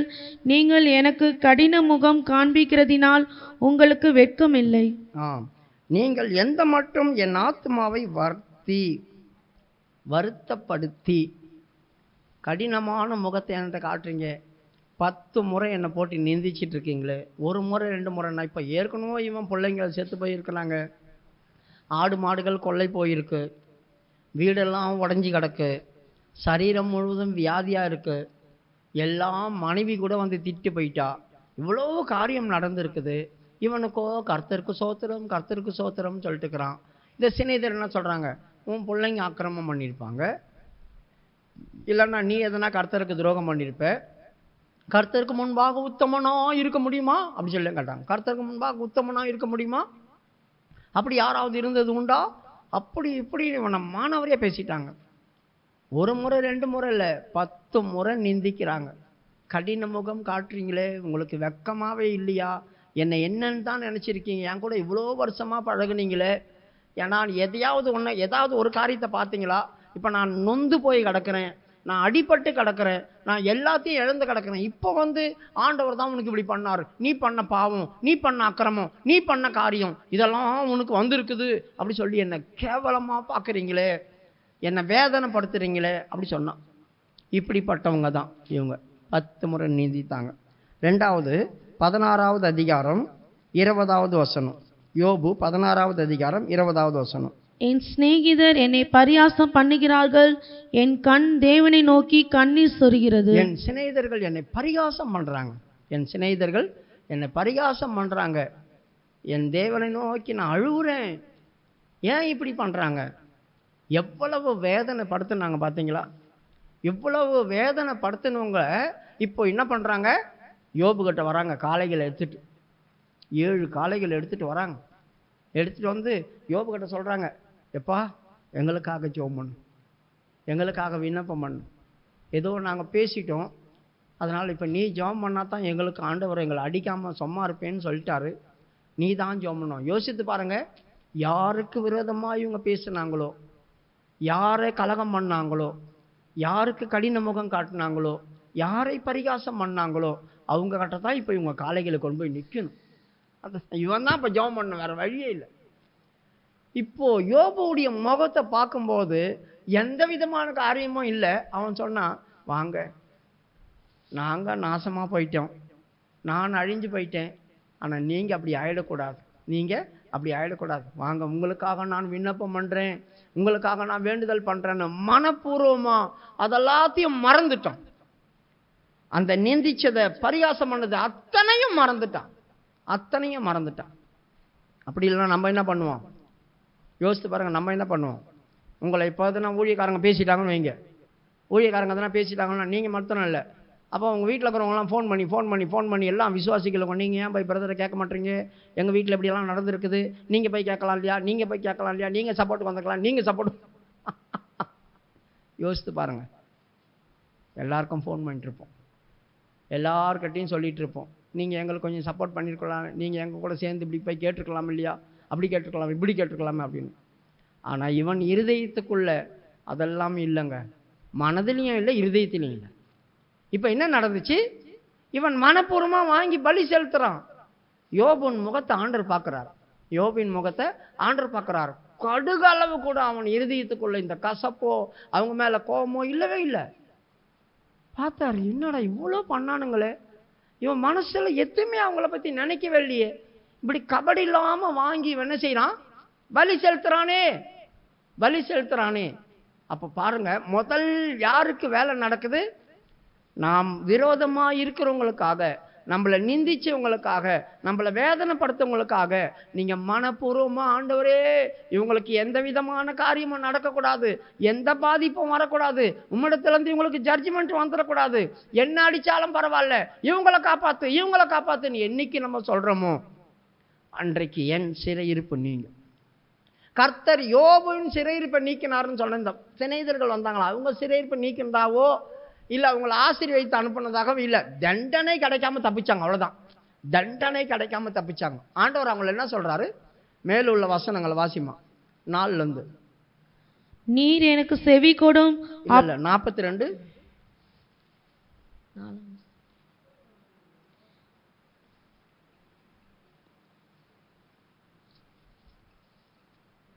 வாசிமா, 42 நீர் எனக்கு செவி கொடும், அப்பொழுது நான் பேசுவேன், நான் உம்மை கேள்வி கேட்பேன், நீர் எனக்கு உத்தரவு சொல்லும். என் காதினால் உம்மை குறித்து கேள்விப்பட்டேன், இப்பொழுதோ என் கண் உம்மை காண்கிறது, ஆகையால் நான் 7 படிங்க. இப்போ ஏன் ஆண்டவர் இவங்களுக்கு சொல்றாரு அப்படி சொன்னாக்கா, ஆண்டவர்கிட்ட அவன் சொல்றான் சில விஷயத்தை, ஆண்டவரே உம்மை குறித்து நான் என்னென்னமோ கேள்விப்பட்டேன், ஆனால் என் கண்கள் உன்னை பார்த்துருச்சு, இப்போ நான் நீதிமான் இல்லை. ஏன்னா நிறைய அவன் யோபு பேசிட்டான் ஆண்டவர்கிட்ட, இப்போ நான் நீதிமான் இல்லை, நான் குற்றமே செய்யலைன்னா கூட நான் பாவி, நான் தப்பே செய்யலைன்னா கூட நான் பாவி, அதனால் என்னை அருவருத்து நான் தூளிலும் சாம்பலிலும் உட்காந்துட்டேன் அப்படின்ட்டான். அந்த வசனம் பயங்கரமாக இருக்கும். 5:6 என் காதினால் உம்மை குறித்து கேள்விப்பட்டேன், இப்பொழுதோ என் கண் உம்மை காண்கிறது, ஆகையால் நான் என்னை அருவருத்து தூளிலும் சாம்பலிலும் இருந்து மனஸ்தாபப்படுகிறேன். பாருங்க, எந்த தப்புமே செய்யலாம, எந்த தப்பும் செய்யல, ஆனா அவன் கர்த்தரை பார்த்த உடனே நான் அருவருத்து, நான் யாரு ஆண்டவர்கிட்ட கேள்வி கேட்கறதுக்கு, நான் யாரு கர்த்தருக்கு விரோதமா பேசுறதுக்கு, நான் யாரு சத்தியத்துக்கு விரோதமா பேசுறதுக்கு, நான் யார் தெய்வம் எப்படி இருக்கிறார், நான் எந்த தப்பும் செய்யலனாலும் நான் பாவிதான், நான் அருவருத்து தூளிலும் சாம்பலிலும் உட்காந்து அழுவுறேன். இப்போ யோபு செய்ய வேண்டிய காரியத்தை செய்து முடிச்சிட்டான், அவன் தன்னை தாழ்த்தி அறிக்கை செய்து விட்டுட்டான். அடுத்தது ஆண்டவர் எங்க போறாரு பாருங்க, யோபுக்கு இப்ப பதில் கொடுத்தாரா? இல்ல, அடுத்தது எங்க போறாரு பாருங்க, யோபு என்கிட்ட சரண்டர் ஆயிட்டான், அவன் தன்னை தாழ்த்திட்டான். அவன் தன்னை தாழ்த்தி ஒத்துக்கிட்டான். எல்லாம் முடிஞ்சு போச்சு. இப்போ நீங்க 7வது வசனம். கர்த்தர் இந்த வார்த்தைகளை யோபோடே பேசின பின் கர்த்தர் தேமானியனான எலிப்பாசை நோக்கி, உன்மேலும் உன் 2 சிநேகிதர் மேலும் எனக்கு கோபம் மூழுகிறது. என் தாசனாகிய யோபு பேசினது போல நீங்கள் என்னை குறித்து நிதானமாய் பேசவில்லை. நல்ல கவனிங்க, ஆண்டவர் எப்படி இறங்கிட்டார் பாருங்க. யோபு நிதானமா கூட பேசல, சில விஷயம் அவன் பேசியிருக்கான்.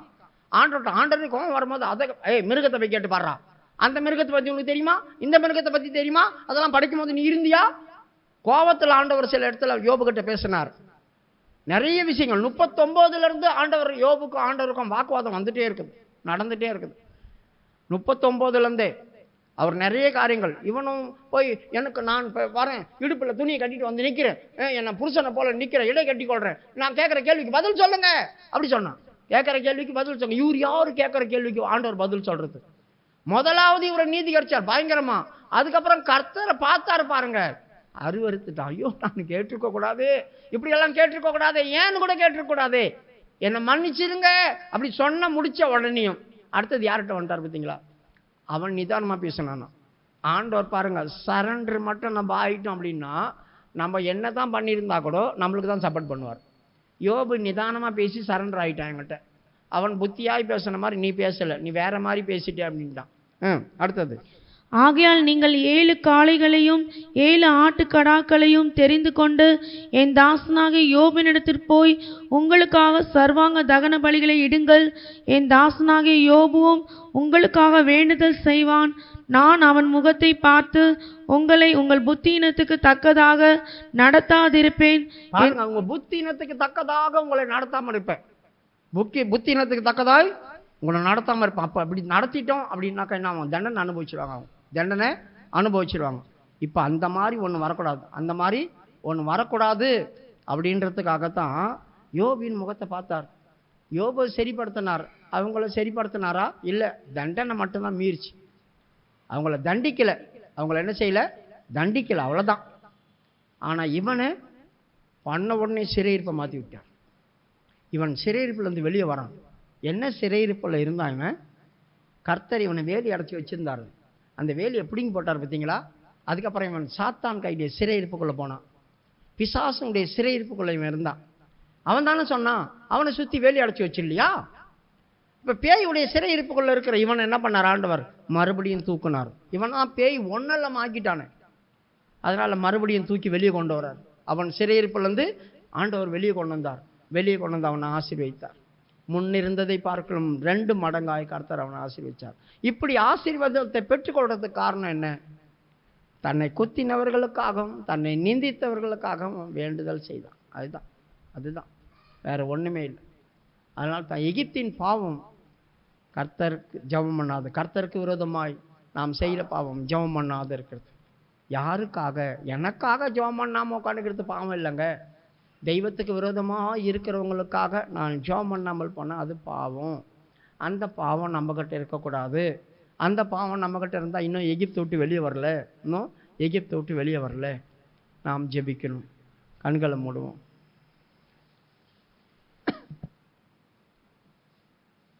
கர்த்தர் நமக்கு எத்தனையோ காரியங்கள் இந்த நாட்களில் கற்று தருகிறார். நாம் கற்றுக்கொள்ள வேண்டியது நிறையோ. ஆண்டவரே, இந்த அனுபவமும் எனக்கு தாங்க. இது வரைக்கும் நான் அப்படி ஜபிக்கலை, என் இருதயம் அந்த அளவுக்கு லகுவாக மாறல, அது தேரல, அது பக்குவம் அடையலை. எனக்கு பக்குவப்படுத்தித்தா. யார் எனக்கு விரோதமாக எழும்பி துரோகம் பண்ணுறாங்களோ அவங்களுக்காக நான் மனப்பூர்வமாக ஜபிக்கிறதுக்கு பக்குவப்படுத்தித்தா. சின்ன காரியத்துக்கெல்லாம் நான் கோவப்படுறேன், சின்ன விஷயத்துக்கெல்லாம் நான் கோவப்படுறேன். அந்த கோபம் என்னை கசப்பாக மாற்றுது, அது எனக்கு விரோதமாக மாறுது. என்னை நாள்பட்ட கணக்கானா கூட அவங்கள பார்க்க முடியல, பேச முடியல, அவங்கள முகத்தை கூட பார்க்க முடியல. எத்தனை பேர் அப்படி இருக்காங்க தெரியுங்களா? குனிஞ்ச தலையை நிமிர்றதே கிடையாது. ஏன்? அந்த கசப்பு இன்னும் போகலை. இதே அனுபவத்திலேயே இருந்து எகிப்தின் பாவத்திலே சாவணுமா? நானும் உங்களுக்காக விண்ணப்பம் செய்யாதிருந்தால் கர்த்தருக்கு விரோதமாய் பாவம் செய்கிறவனா இருப்பேன். அது எனக்கு தூரமாக இருப்பதாக. அப்படிப்பட்ட பாவம் எனக்கு வரக்கூடாது. கர்த்தர் நம்மை பாதுகாக்க முடியாது. ஸ்தோத்திரம் பண்ணுவோம். சோத்திரம் சோத்திரம் சோத்திரம் சோத்திரம் சோத்திரம் சோத்திரம் சோத்திரம் சோத்திரம் சோத்திரம் சோத்திரம் சோத்திரம் சோத்திரம். பிரியமானவர்களே, இதெல்லாம் நம்முடைய ஜீவியத்தில் ப்ராக்டிக்கலாக வருகிறதான காரியங்கள் தான். அடுத்த வாரம் வேறு ஒரு பாவத்தை குறித்து நான் உங்களுக்கு சொல்லித்தரேன். ஆகவே நடைமுறையில் இருக்கிறதான காரியங்கள் தான். கண்டிப்பாக இந்த ஸ்டடியெல்லாம் நீங்கள் கேட்கணும். எப்போ நம்ம எகிப்தை விட்டு வெளியே வர்றது? எகிப்தை விட்டு வெளியே வந்தால் தான் கானானுடைய பிரயாணமே. கர்த்தர் நம்மை கொண்டு வர முடியாது. ஸ்தோத்திரம் பண்ணுவோம். சோத்திரம் சோத்திரம் சோத்திரம் சோத்திரம் சோத்திரம் சோத்திரம். எல்லா கணமும் துதியும் மகிமையும் அவருக்கே கூட சோத்திரம் பண்ணுவோம்.